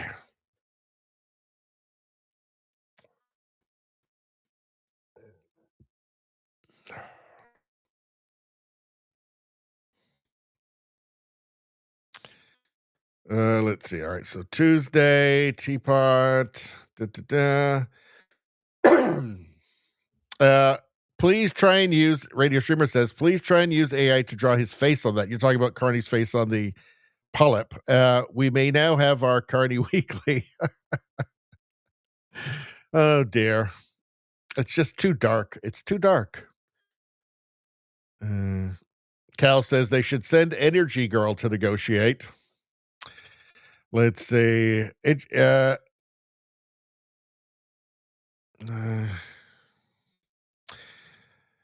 Adric says, how you doing? You should go watch Brianna Morello on Rumble cook chicken. Well, that's interesting. Maybe we'll try that out later. Ottawa James, let's see. That's true. Apparently, people know who this is. So I don't know. But boobs? Are we talking boobs here? True Survivor says Katy Perry has a five.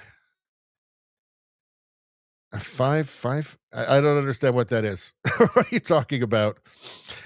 What I'm looking forward to with Katy Perry is when she does her tell-all on Justin, because Justin Trudeau is a narcissist. He's like one of those dark triad people, right? So he's going to be awful. She's going to see his dark side. So he's going to love bomb her at the start, and she's going to be like swept off her feet, as apparently as happened. And then all of a sudden, the dark side's going to come out, and that's what I want to hear about. Is his wife going to put out a book? Probably at some point. But I want to hear it from Katie. I want to hear her side of the story. It's going to come out, right? It's going to come out. It's only a matter of time now.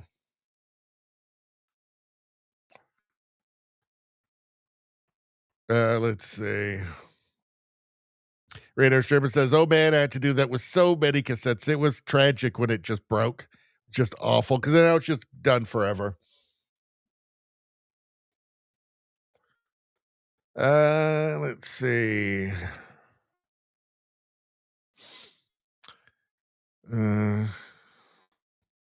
Izzy says, sadly, AI is more likely to cause hunger than cure cancer. Well, the thing is, nobody really knows what's going to happen. I mean, there is the possibility of an actual post-scarcity world where just all of the engineering problems are solved, all of the agricultural problems are solved, all of the great physics problems are solved.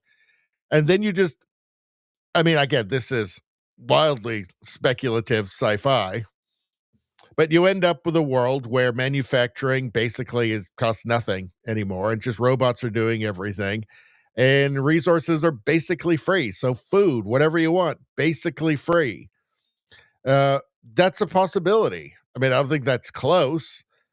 But if you have an artificial general intelligence, so you've got essentially an artificial brain that can do all of mankind's thinking over the last 10,000 years in an afternoon, it's going to solve problems. Like that's what it's there for, right? So, but we don't know where it's going to go. It might decide to just kill everybody. So we have no idea. Maybe it's utopia. Although humans will ruin utopia, right? Like there's a reason why, that Genesis story is in the Bible, right? There's nothing that humans would like to do more than get perfection and then destroy it. But we really don't know. We really don't know. Let's see. Radio Streamer says we should do a weekly thing to replace the True China poems. I think seeing what we can get Carney's face on would be a good one. We probably should do something. I was so exhausted by the end from those Trudeau every Friday night for, God, it was like a year. I just got so sick of them by the end. I'm just loath to begin another one. Maybe if election is called, I can do them until the election. Something. We'll figure out something. Rosie says, speaking of Trojan, did you see the Olympics ran out of free condoms? Ew. Well, you got a bunch of hot athletes all hanging out together, and apparently all of their pants are splitting at the back constantly. So, I mean, why not? In you go. Let's see. Izzy says, defund the CBC. Defund the CBC. It's got to be defunded. State media is evil. It's wrong. We're not freaking China. We shouldn't have state media. Let's see.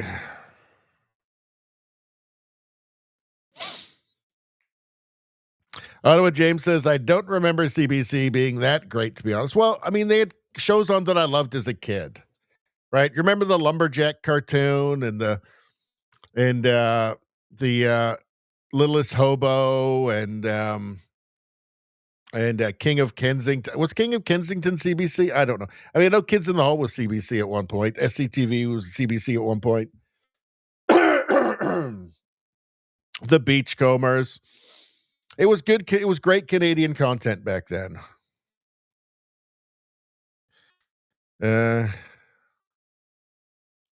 Radio Streamer says it's carnage, Carney. Nothing is too far for that. Well, I don't think Canadians are ready for the destruction that he's going to cause them.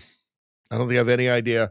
Canadian politics now is just fashion, right? It's totally divorced from reality, from material concerns at this point. Totally, it's just fashion. It's just narrative. All right.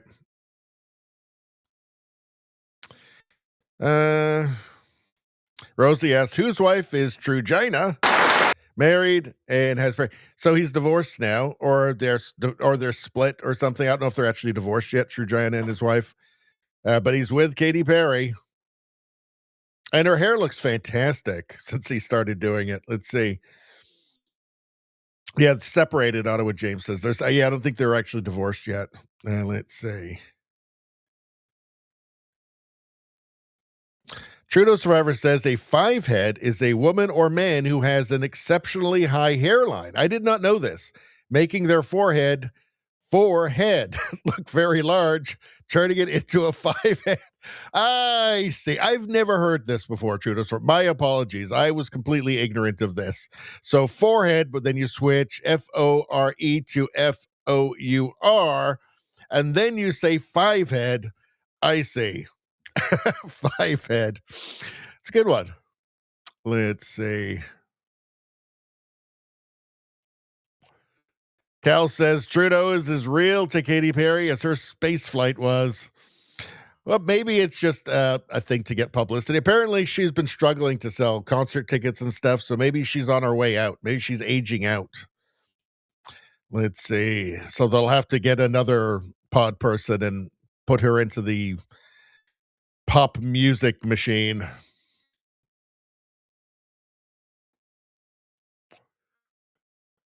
Let's see.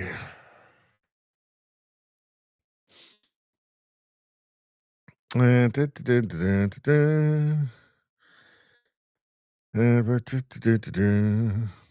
you guys talking about? All right, I'm going to skip down a little bit. There's a lot of chat.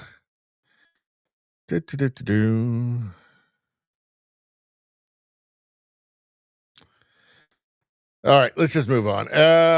We did memes. Let's go to, so if there is an election in the spring, I think it's most likely it will be another liberal minority. But we're getting polls that are just all over the place, right? Like, let me actually hold on. Let me pull up.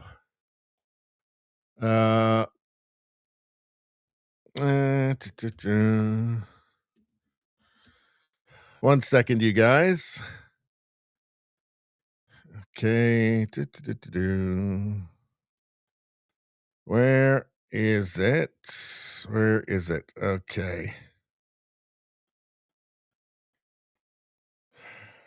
Well, Polywave, which is an aggregate, has Liberal Party of Canada projected to win 185 seats. This is an aggregate, and it has polls that are just totally ridiculous. And when there's an error, it always goes towards the Liberals, and all the pollsters are all, the actual pollsters are all Liberals. That said, I don't think that the Conservatives are winning right now. I think it's within a couple of points. I think it's pretty close to what it was, what the last election turned out to be. Let's see. Let's take a look at the polls. Let's see. What's at the bottom, way down here? Somewhere in here, it shows all the different polls. And let's see. Is it down at the bottom? Nope. Okay. Poll list. What's down here? Is there something at the bottom here? Nope. Trying to find it the other day, and what I'm looking for now, and I could not find it.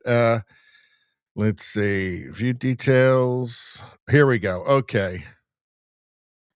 So let's see. They have the Liberals at 42.5, so a little below where they were at the end of the last election on election day. I think they were 43.5. Conservatives at 35.4. New Democrat Party at 9.7. Bloc at 7. Green at 2.9. I mean, maybe this is real. Maybe. But I'm kind of a little bit doubtful of it. I suspect it's probably more like, I think the NDP probably has a couple points more. I think the Liberals are probably somewhere around 40. Conservatives around 38 still at this point. This is what they're claiming. If this were the case, it would give the Liberals a majority. But I'm not sure. Let's take a look at some of these polls here. So what have we got here? Liaison, 43 for the Liberals versus 34 for the Conservatives, 10% NDP, Bloc 6. Well, what did their last one say? They had 42-35, so pretty close there.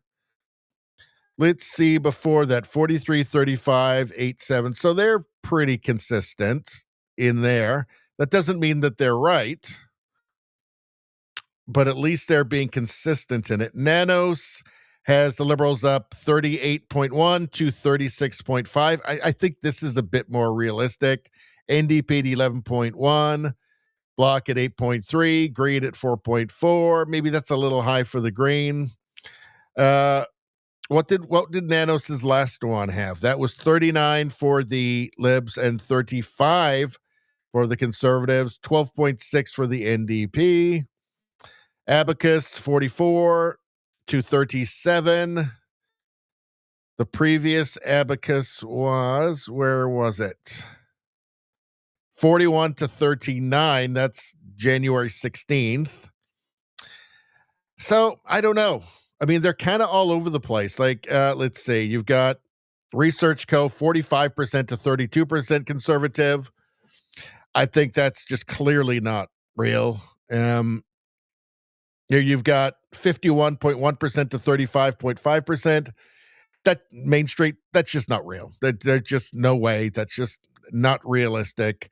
So when you take a look at this aggregate, you have to factor in that, they've got it 42 to 35.4. You got to factor in that there are just ludicrous polls in there. So we shall see. But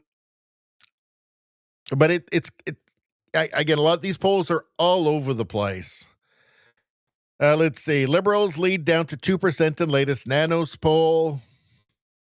But then you've got here, Main Street, 51% to 36. Like, you can't take any of this seriously. I think it's within a couple of points. And I think the most likely, I'll tell you one thing I won't do is overestimate the Canadian voter again. I'm not going to do that. Right? I think we're probably within a couple of points, and I think that a liberal minority again, maybe a smaller one. The one thing that could really hurt the liberals is that Carney has not delivered at all. So the hardcore liberals will go out for sure. But will those people that might have been on the fence, the people that would never vote conservative, but,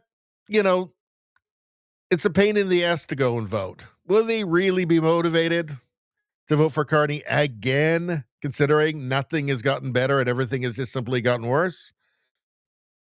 And he did, he has not fulfilled his election promises. He campaigned on getting a deal. He was going to get a deal by July with Trump, and he knew how to handle men like Trump. Well, none of that's happened. Now we're going off on weird flights of fancy about leading a middle power insurrection against the states. These are all fantasies, right? There's a lot of pageantry going on around this right now, but none of it's real.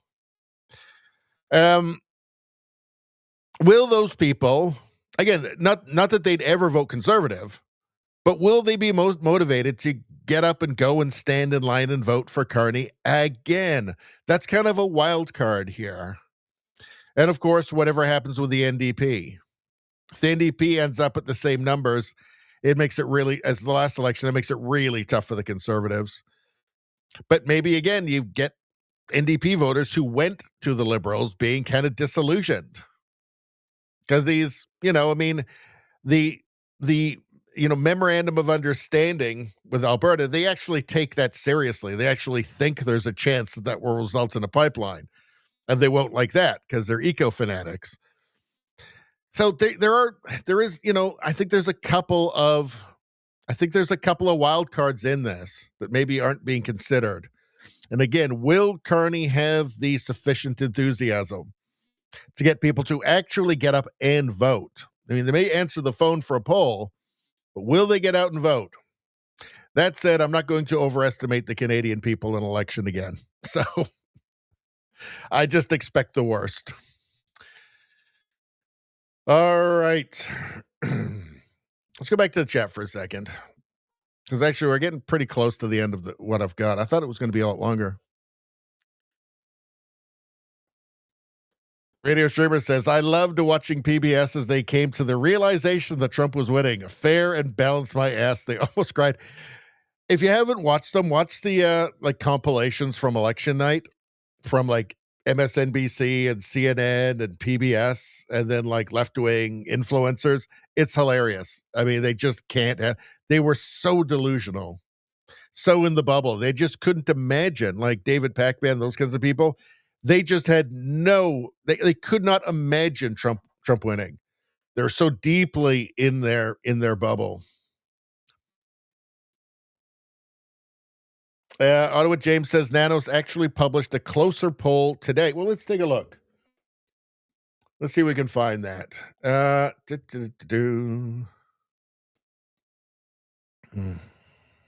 hold on.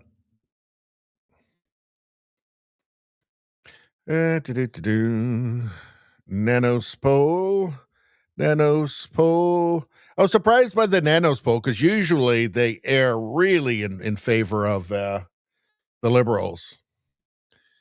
Doug Boswell, no wonder Liberals are smearing Conservatives full blast these days. This is 10 hours ago. Latest Nano poll as of February 13th shows Canadians down and Conservatives up. Canadians are waking up to the fact that Carney has conned them Time for a change in government. Well, we'll see. I mean, it's one poll.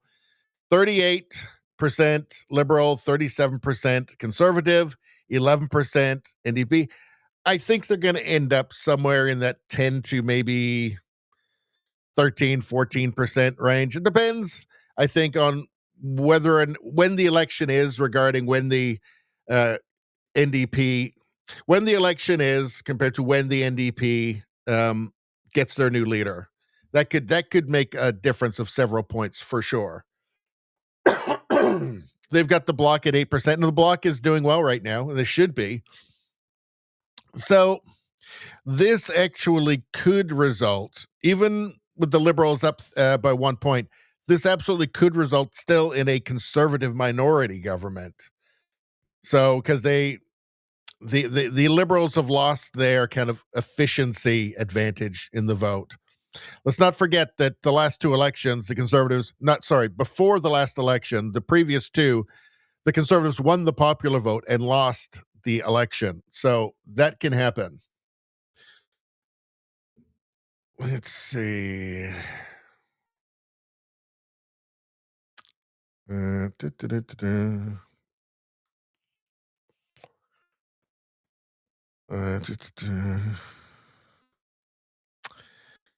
All right. What are you guys talking about? Something about Pepperidge Farms, and I don't know. Rosie never got chocolate after the They Them Energy clip. All right, let's do it right now. Chocolate. It's just a thing we have to do. I don't want to explain it, but we have all of these kind of arcane rules here that the chat has come up with and insist on. So, when we show the They Them Energy clip, and then we have to show chocolate for Rosie. All right, here we go. I'm not going to get into it. Let's just get this over. Let's see. And for some reason, they never actually show chocolate, which is really weird. I have to scroll through before there's something that's actually chocolate. Let's see. It's so weird. Why does it always do this? No, still no.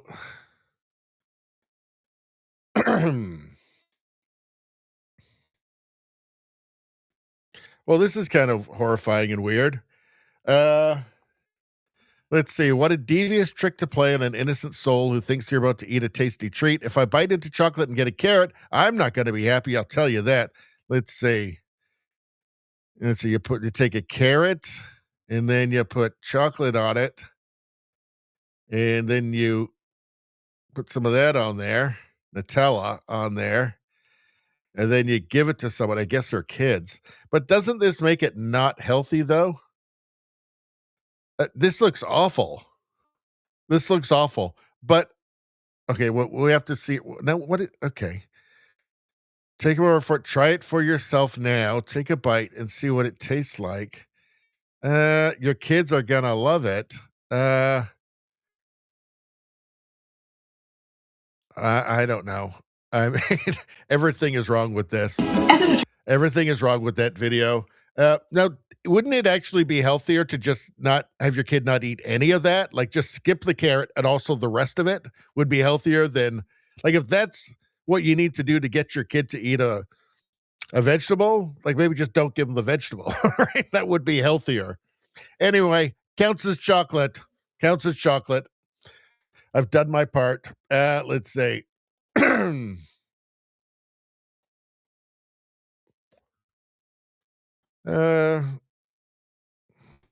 Let's see.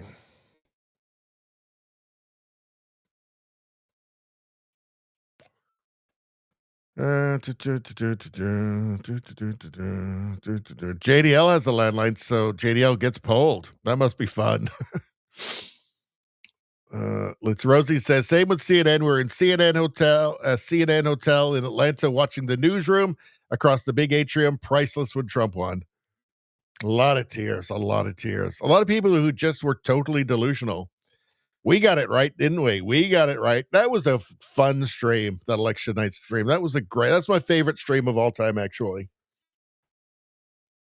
And it was great because we called it. And we called it for rational reasons, right? Like we went through and we found out what were the actual most accurate polls in the last couple of elections, and then we just followed those. And what did they say? And they said Trump was going to win. Pretty easy. You just ignore the polls that have been totally inaccurate in the past. It makes it a lot easier.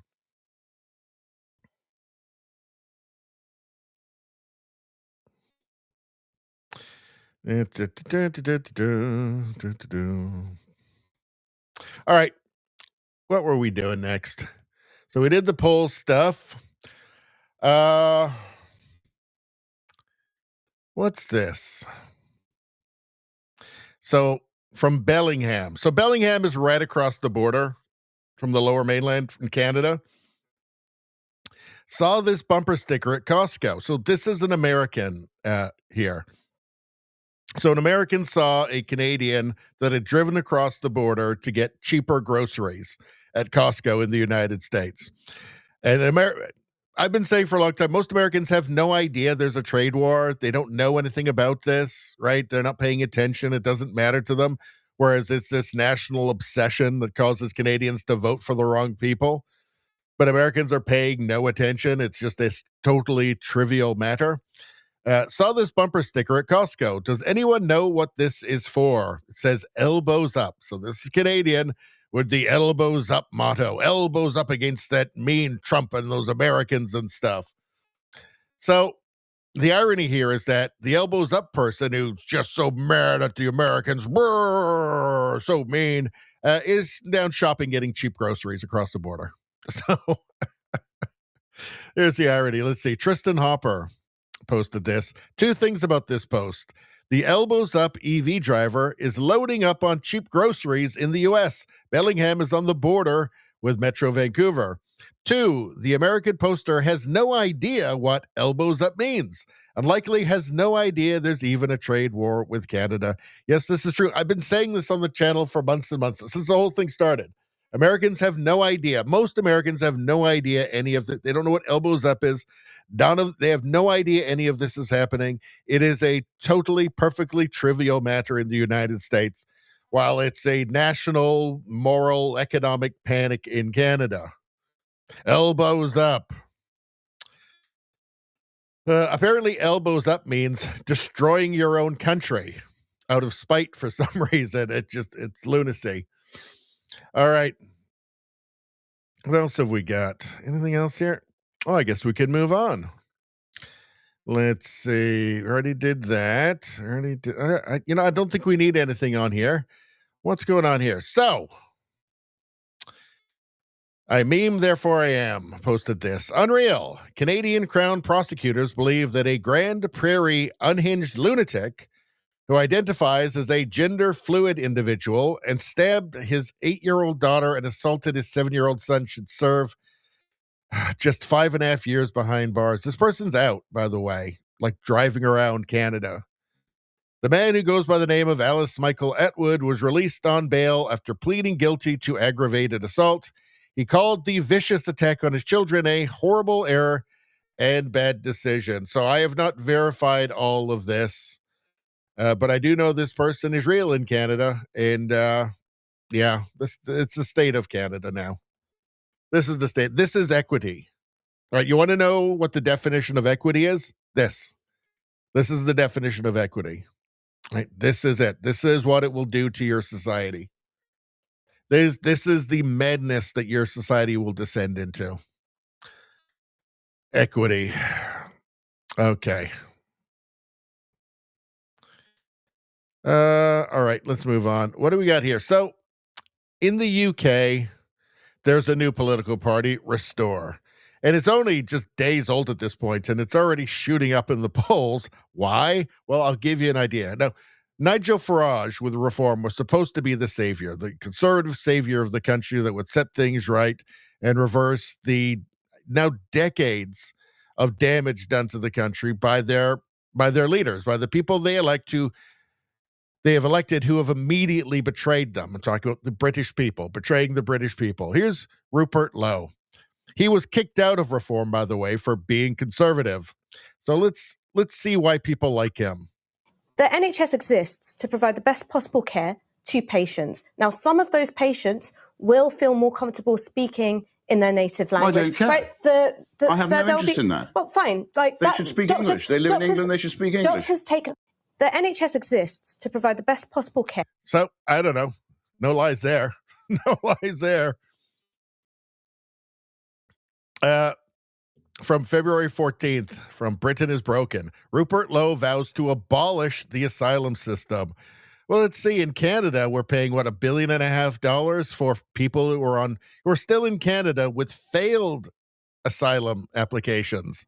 For some reason, even after we decide they're not real refugees, they still get to stay, and we have to spend $1.5 billion a year on them, giving them better health care than taxpayers. Weird. But here in the UK, they don't like that either. Let's take a look. They must all go. This is absolutely non-negotiable. Restore Britain would abolish the entire asylum system.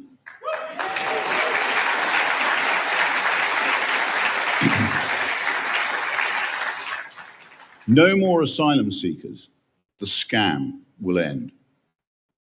We will round up every third world criminal who has broken into our country, and we will remove them.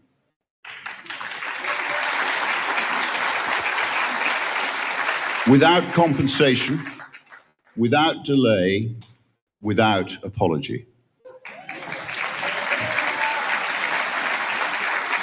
So this is the kind of response that happens when the system is so badly abused by your own government, by your elites, that people say, we just can't have it anymore. It's too much. It's been too much.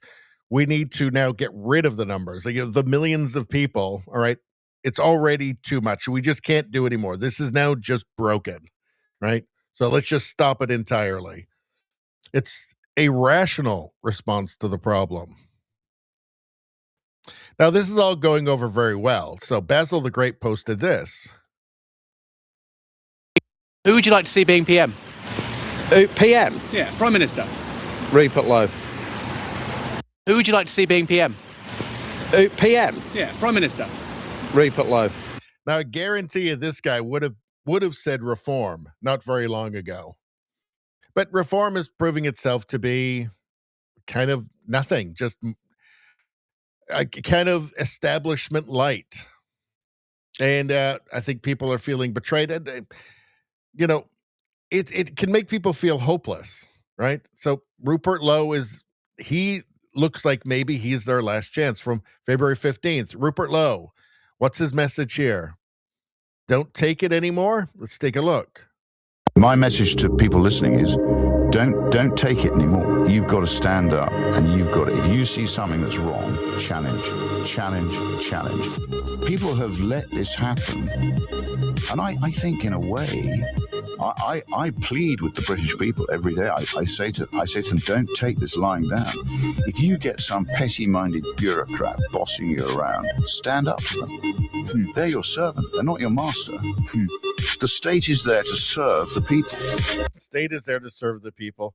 I hated when they put the music on. That's an automatic copyright on the YouTube channel, right? Automatic. Like, do you want the message to spread? Don't put that on there. Let's see. Here's Rupert Lowe again. Let's see what else he's saying that is inspiring people. Watching Trump and the Americans, it has made me even more determined than ever to restore our unique country. So, I can't play that because of the song. Rupert Lowe MP. Restore Britain will put the safety and well-being of British women ahead of third world sex pests who have broken into our country and now freely roam our streets. We do not give a shit about their human rights. They will all be deported immediately. This is not Rupert Lowe's fault, right? This is the Conservative Party of Britain's fault, who betrayed Boris Johnson, who betrayed the British people. This is Labour's fault. This is Tony Blair's fault. Okay? They broke it. They were entrusted with something precious and important, and they smashed it to pieces. So Rupert Lowe is not to be blamed for this rhetoric. This is the rational reaction to what has happened, what has been done to the British. Rupert Lowe. A fair few, including many of the so-called right of British politics, have been throwing around the usual insults about the fact I said, quote, millions must go. Let me respond with 4 words. Get used to it. Restore Britain is not going to pussyfoot around. If you don't like it, unfollow me. I really don't care. The time for half measures on immigration is so far gone, it's over. It's done. That may have worked in 2010. It's 2026, and the barbarians are already in the gates. We will be unapologetic in our push for mass deportations. Nobody can accuse me of being inconsistent on that. The other parties had to be pathologically dragged, kicking and screaming, to some mild deportation position. If you want the real, authentic version, then join Restore Britain. Let's see. Big news. Restore Britain has just hit 50,000 members. We have a growing army of supporters, and we're polling nationally at 10%. I am increasingly confident that we have a bloody good chance of winning the next election. It's just happened literally in days. Let's take a look. Good evening, everybody. Forgive my slightly scruffy farm attire, but I've got some excellent news for all those who are following what we're doing at Restore Britain. We've just gone through 50,000 members, which is absolutely fantastic. It shows that people are following what we're doing and they are supportive of what we're doing, which I just can't thank them enough for. What I would say is that you can't rely on a small group of people to carry the burden of what needs to be done.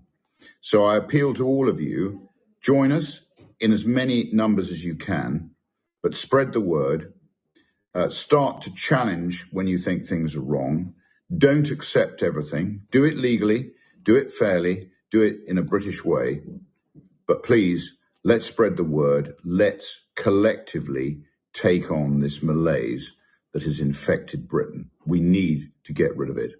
So have a good evening, good luck next week, and thank you for watching. He's saying the things that were unthinkable not so long ago, right? For a politician, for a mainstream politician, they're at 10% already in the polls, which is, well, we have a major problem. We've identified it. Why can't we just get rid of that problem, right? Like the English are the indigenous people of England, right? So if people care about, are so offended by colonization, well, they're being colonized. Do they not have a right to their own homeland? Like, if you've got a problem, if you have colonies that are just simply sucking everything out of your country, right, and are a net negative in terms of crime, in terms of economically, why is it not perfectly rational to say, well, they shouldn't be here? Especially if they can't even speak your language, right? Let's see.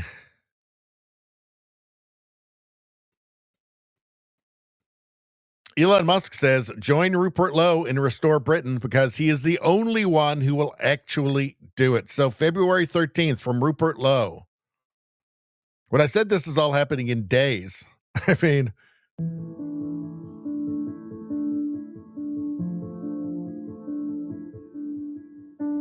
I have chosen to speak to you today from the farm because places like this represent what proper Britain is about. Hard work, responsibility, effort, duty, stewardship. This is the England I know, and this is the England that I love. On a farm, you don't think in election cycles or headlines or polling. You think in seasons. You think in generations, in what you leave behind to those who come after you. And that's why. That is something we just never hear from modern politicians. You know what you're leaving behind for those who come after you. That's not something they like to talk about. at all. I'm very glad to hear him say that. Here on the farm, I am now launching Restore Britain as a national political party. I'm now going to dedicate my life to finding, organising, funding, and providing hundreds of qualified candidates to present to the British people at the next general election. This process has already started, with invitations being issued to patriots in aligned political parties, Reform, the Conservatives, the SDP, Advance, and more. In local politics, we will work in partnership with local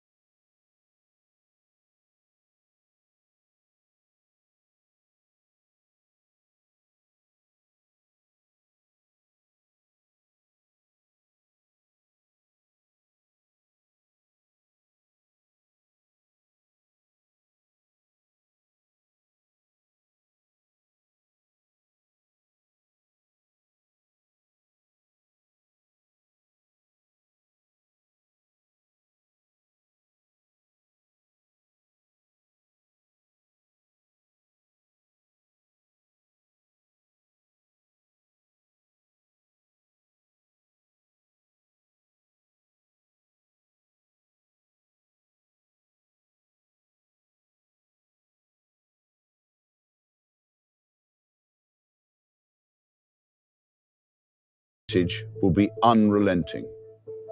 If you are in this country without our permission, you will be removed. For the foreseeable future, far more people must leave Britain than arrive. If a foreign national is unable to speak English, lives in social housing, claims benefits, refuses to work, fails to integrate, commits crime, or even actively hates our way of life and wishes to do us harm, then they must leave or be made to leave.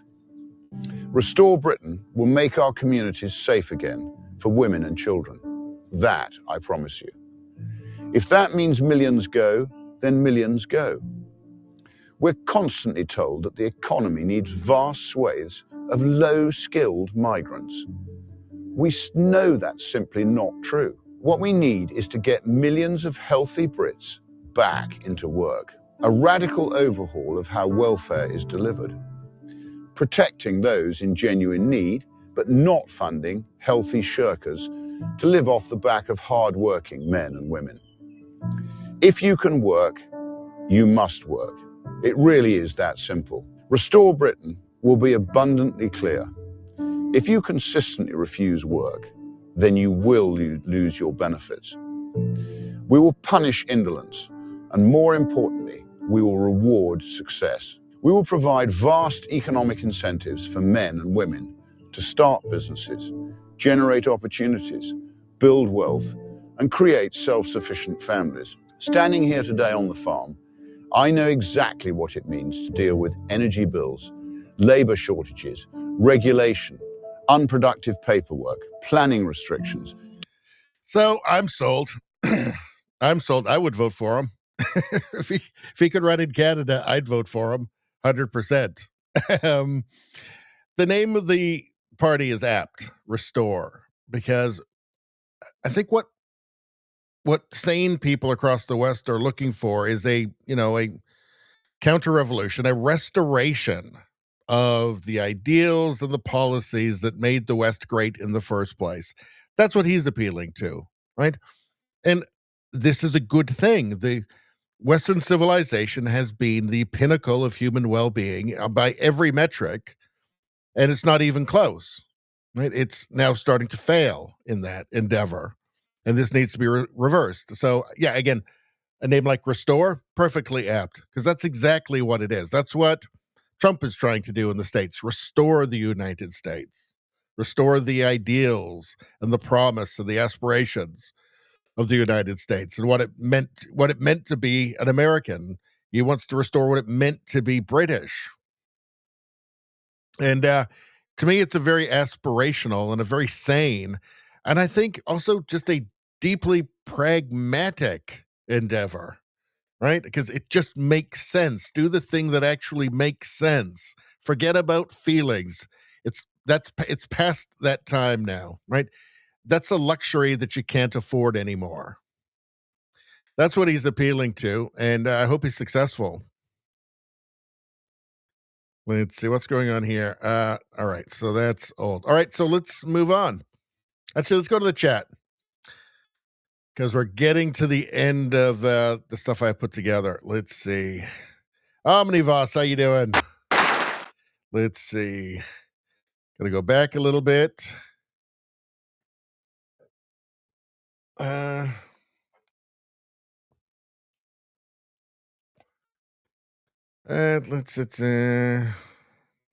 What's going on?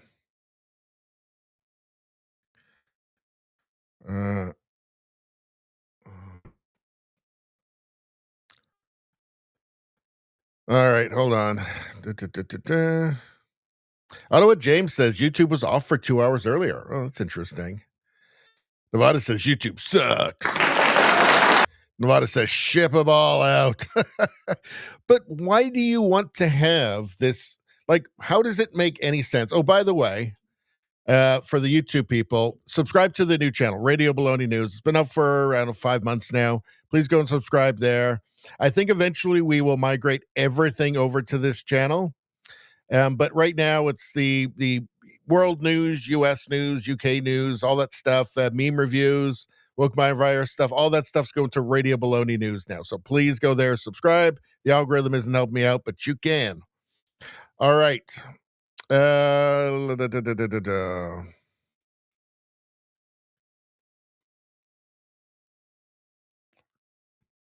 Rosie says, why does it seem to me the Canadian intruders have visas they overstay and the U.S. intruders are entering illegally?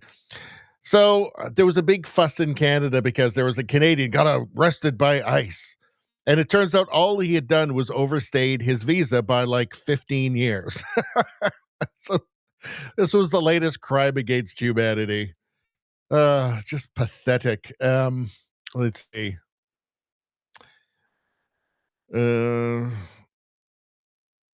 Trudeau Survivor says Twitter needs an option to automatically remove background music for convenience. And for those who have difficulty pronouncing epistemically. I have never had any problem with that word, by the way. Never. Anybody tells you I have is a liar. Let's see.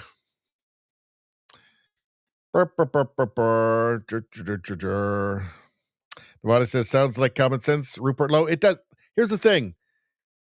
A lot of this stuff is just common sense. Like everything Pierre Poilievre says, he's not appealing to kind of grand visions, fantasies and platitudes, right? It's just common sense stuff. Yeah, we got it. People, what do people want? They want our resources. Let's get them to them. We need to start that now, right?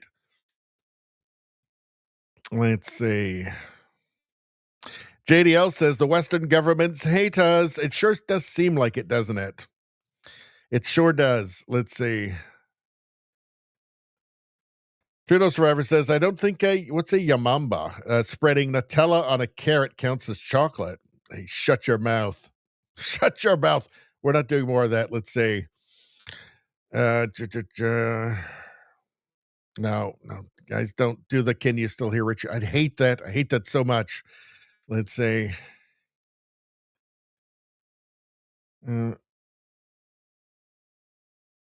Let's see.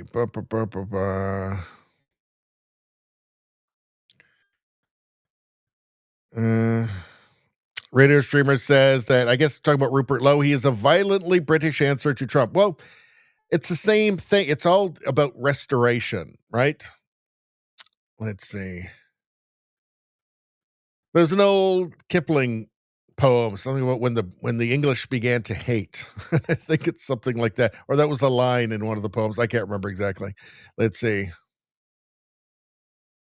Rosie says, I like this British guy's speech. Hope he has good security and is not feeling suicidal. Yes. Rado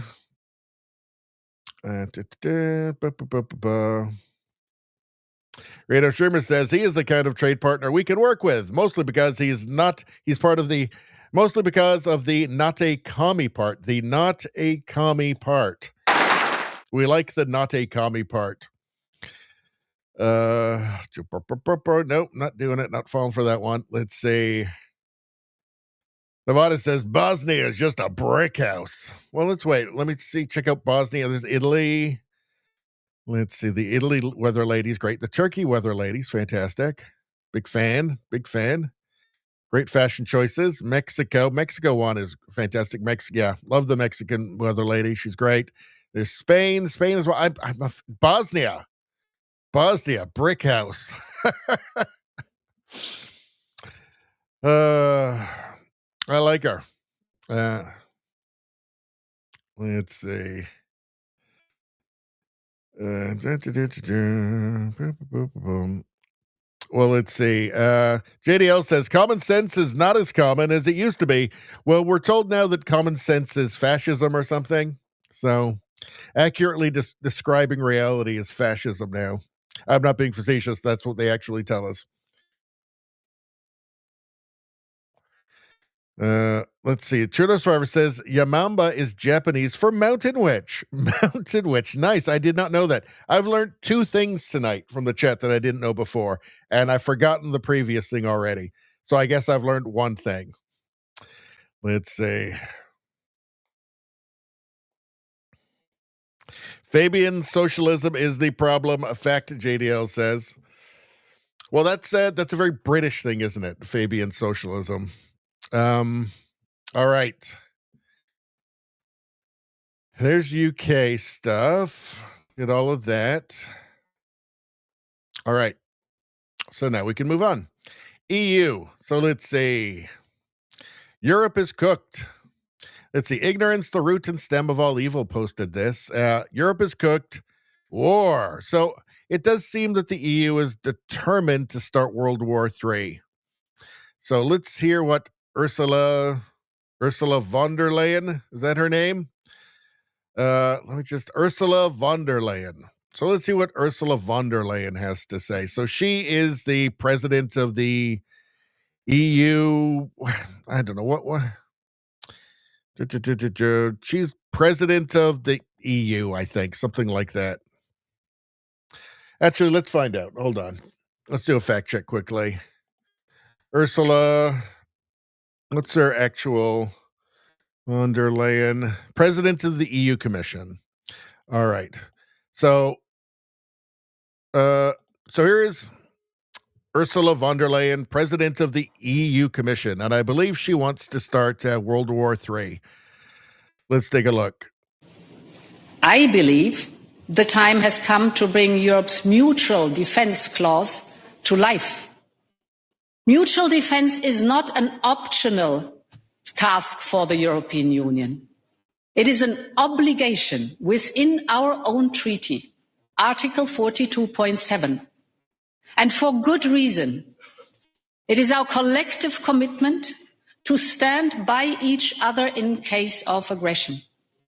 Or in simple terms, one for all and all for one. And this is Europe's meaning. But the commitment only carries weight if it is built on trust and capabilities. And this is why we must be collectively ready. We must make decisions faster. And this may mean relying on the result of qualified majority rather than unanimity. And we do not need to change the treaty for that. We need to use the one we have. And we have to be creative. Well, Ukraine is not in the EU. They want to make it part of the EU. Bring Ukraine into the EU by 2027. He doesn't mention anything about it there. But that that will be a big problem. I believe for Russia, right? That's just not going to happen.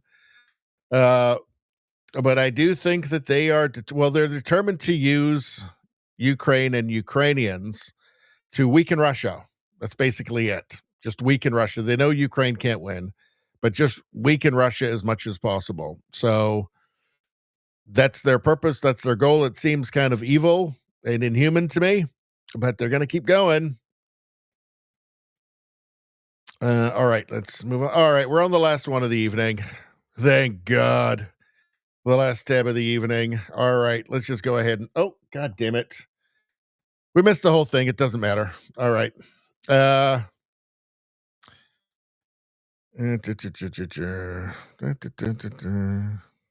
She sounds like Klaus Schwab. Dramasiv says Klaus Schwab, who talked about penetrating the Trudeau cabinet. EU hates Europe and Europeans. In fact, they do seem to hate them, and do seem to actually be wanting to replace them. It's insane. All right. So what do we got here? CBS just threw Stephen Colbert under the bus and says he lied when he said the network spiked his interview with James Tallarico. So Benny Johnson. So interview with a Democrat, James Tallarico. Let's take a look at what Colbert said here. It's from Benny Johnson posted this. Let's take a look. What did the network actually say here?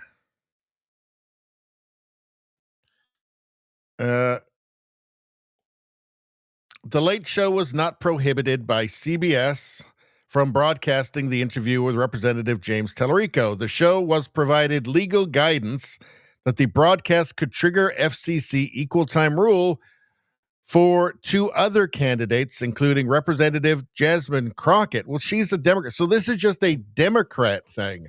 I guess the implication here is that Trump somehow is ruining democracy again, but why would he even care about this, right? And presented options for how the equal time for other candidates could be fulfilled. Late Show decided to present the interview through its YouTube channel with on-air promotion of the broadcast rather than potentially providing the equal time options. So I don't know. It just seems like nothing.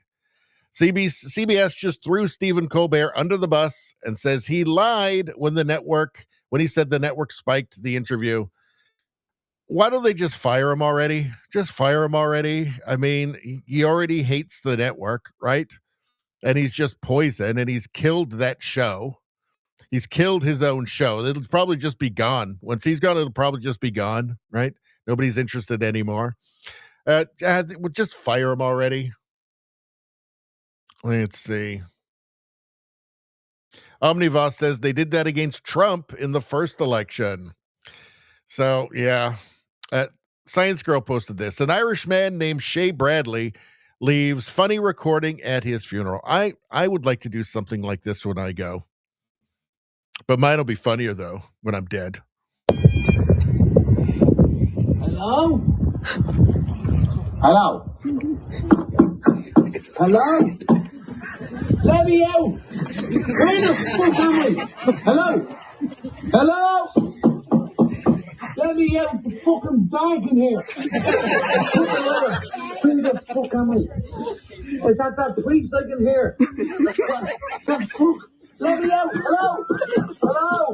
Stop the mask! Stop, I can hear you! Hello! Hello! Please! Hello! Who's there? Hello? Please show me, I'm in the box. No, I'm fucking front of you, I'm there. You gotta hear that. That's me. Hello again. Hello. I just called to say goodbye. I'm going to die. I'm afraid to say hello again. Hello. That's how you do it. That's how you do it. I love it. I love it. And I'm going to do that too, but mine will be better. Let's see. Praise the sun. Look at that. I don't know what kind of monkey thing that is. What is that thing?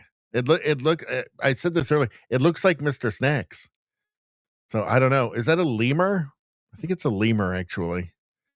Anyway, weird thing, but yeah, it likes the sun. Seems like I bet you that'd be a great pet. Probably, it's got hands too, so it could smoke cigarettes. Because animals like this, they love to smoke cigarettes, like monkeys, like human hands. They love to smoke. That's fun. It's funny to watch a monkey smoking or whatever that thing is. This is kind of interesting. According to this man, a scientific study showed that rats became extinct from social interaction overload. Let's see. Eve posted this. So let's take a look.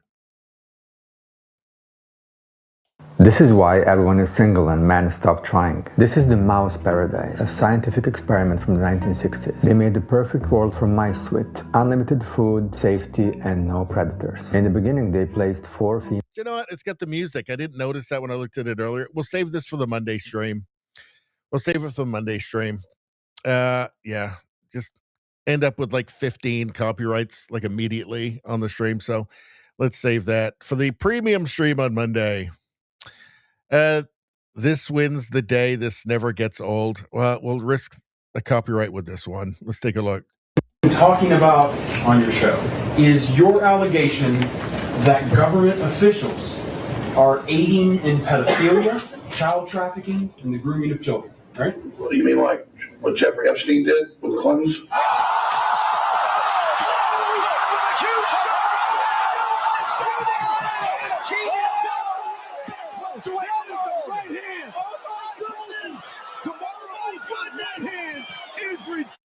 Talking about on your Yeah, that never gets old. It's true.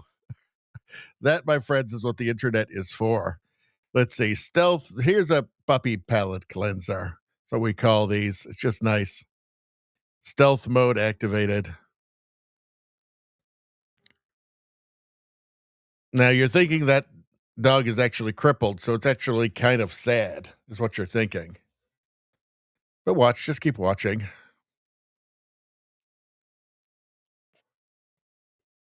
No, he's fine. He's fine. Pretty weird, though. Kind of a weird dog, but I like it. All right, what do we got next? Just a bunch of headlines from the Babylon Bee. Retired reporter person announced police persons have identified gun person. This is Canada. Police persons identify gun persons.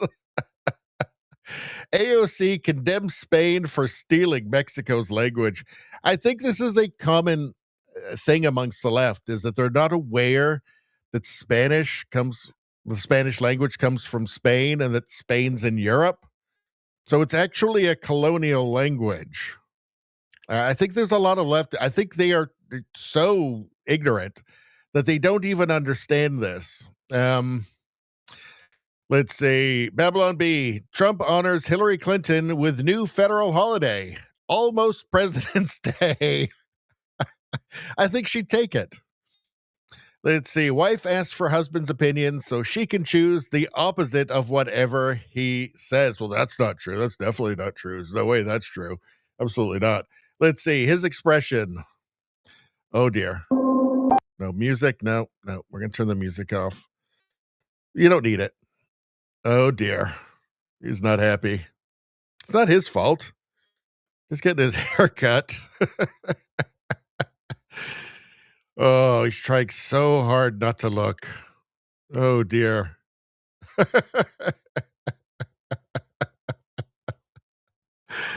I mean, you might as well look. You're going to get in trouble anyway. Let's see. Holy crap, Kevin O'Leary just stunned a leftist CNN panel by dropping straight truth on voter ID and the Save America Act. Well, other countries see this debate and they think that the United States is insane. Let's take a look. Every metric, every 24 months, we go through this debate over and over again. When every country in the Nordic countries in Europe, France, Switzerland, Canada, Australia, solved this problem decades ago. A, you got to be a citizen to vote. You got to prove it. We all agree at the table on that one. Number two, there's such advancement in technology to make sure there's no cheating. We should implement it here and get all this crapola over with. It's getting almost boring every 24 months. Oh, the election's rigged. Oh, this guy's doing this guy's doing that. No other country has this narrative. Kevin, Nobody. I agree with you. It is getting It's incredibly ridiculous. boring. We talk about this all the time. It's incredibly boring, but it's also not an actual problem. Like when you look at the statistics, voting, illegals voting is not an actual problem in this country. You do need to show But ID you agree, to if be you're able not to a vote. citizen, it is you 0. can't vote. I Yeah, we would agree with that, but absolutely let agree me with that, help but that's out. not what the problem Yeah, is. gotcha. The problem is that we have 0.001% of people that are illegally voting. The Heritage Foundation said that 3 related fraud cases since 2017. The Brennan Center for Justice says there's 100 confirmed instances since the 1980s. This is not a real problem. The problem the Trump administration is trying to solve is that they are not doing well. They are not going to do well in the midterm is it elections, illegal and they are to coming vote up if to you're it not a to find a citizen? Yes or no? But Is it that's illegal? not It the is question it's at already hand. illegal. No It's one is already doing illegal. that. That's already illegal. Is it? It's already illegal to vote if you're not a citizen. Why so not just say if you cheat and Hold on. steal and you're illegally voting, you go to that's jail? already- Oh my goodness, what a concept. That's already the law. Go Right, ahead, they Tesla. know that. I'm happy. Here's the thing, is that if you don't have secure elections, right? If you don't, like in California, it's illegal to ask for ID, right? Like, how do you know there's no cheating? If it's designed to hide cheating, how do you know? Why not just do what every other country does, right? You have to have ID to vote. You have to show up. And by the way, the ballot harvesting, this is a really terrible idea. This is not something that happens en masse in other countries for the obvious reason that it leaves the door wide open to fraud. Right? Like, the only reason you would not want to have election security is to cheat. That's it. And to make it so you can't, so the nobody can prove that cheating has happened. That's why. It's to conceal it. That's obvious. Again, other countries like Canada would not do what, like making IDs illegal, like voter ID, asking for voter ID illegal in California. There's no way that would fly in Canada. Everybody would say that's insane, right? Having like a month after the election to count votes. Like France has like 75 million people, and they have an entire election in 3 weeks. In less time than it takes for California to count the votes. It's just obvious. It's obvious it's all about fraud. It's so these people can say, well, I mean, it's rare. But yeah, but how do you know it's rare if you've made it impossible to prove it? I don't know. It's crazy.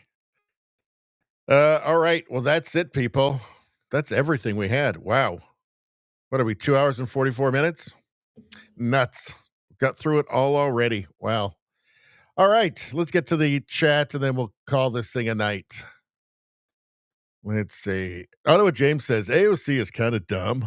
She is kind of dumb. Kind of really dumb. Let's see.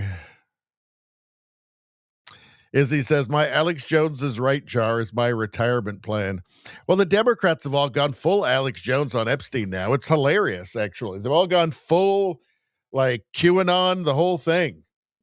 It is hilarious.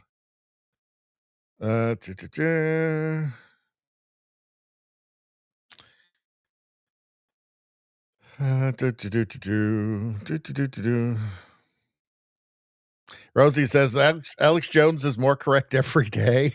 It's true. It's just true. Let's see. JDL says paper ballots only. Well, again, in France, there's a good example. Paper ballots only. They have same day voting, and they have the entire election in 3 weeks, and it's counted that night, and it's over because they have a secure election system. They have election integrity there. It's just so obvious. It's so transparently clear that Democrats are trying to protect fraud. I don't know, like, how else do you defend it? Like, what else can it possibly really be? Trudeau's Drive says CNN woman has mastered the scowl. Well, that's her job, just to go on there and scowl and say retarded things. Omnivus says election rolls are faked in America. People living in one state and voting in others. Well, there's mean, part of the problem is that you have like 150-year-old people from like the Civil War voting, right? Like when they actually go through the rolls, and that's through the entire system. Like Doge, discovered people on social, on collecting benefits that were literally born during the Civil War. Nevada says you don't need an ID. Well, in California, it's illegal to ask for an ID. They passed the law there. Nevada says lots of dead people voting. Well, the ballot harvesting, for one, is just a major red flag. That's just built for cheating, that one. Omnivore says accepting ballots 2 weeks after the election is also completely crooked. Yeah, it's just for fraud. Rosie's given a link to a movie, Rigged, a movie exposing the voter fraud, in the chat there. Anybody can go check that out if you like. Ottawa James says, yeah, even Canada we have to show ID. I'm sure that Carney would like to be rid of that, though. All right. All right. Well, I guess that's it. Oh, don't forget the cemetery vote, JDL says. Rosie says, Richie, are you redeeming your chocolate mistake? I didn't make a mistake. I showed the chocolate. All right, we'll do one more. Fine. All right. We'll do one more and then we're out of here. Let's do chocolate cake. All right, let's see what comes up. I don't know. There we go. Delicious piece of chocolate cake. There it is for Rosie chocolate cake. Everybody applaud. Yay! All right, there we go. I fulfilled my thing. All right. Anyway, everybody, thank you. I learned things tonight. I learned 2 things. They don't really count. From the chat, I learned 2 things. You guys taught me 2 things in the chat. They don't really count, though, because I've already forgotten what both those things were. Permanently, I assume. But still, you tried to help me, and that means something. So, again, if it weren't for you guys, there'd be no point in doing this. So thank you for showing up and not making this whole thing depressing for me by making me rant to a cold and indifferent universe. I'm ranting to a cold and indifferent chat instead, which makes it all better. Anyway, thanks, you guys. Everybody have a great week, and I'll see you guys on Friday, 7:30 Pacific time. I guess that would be 10:30 Eastern time. Everybody have a great week. We will talk to you soon.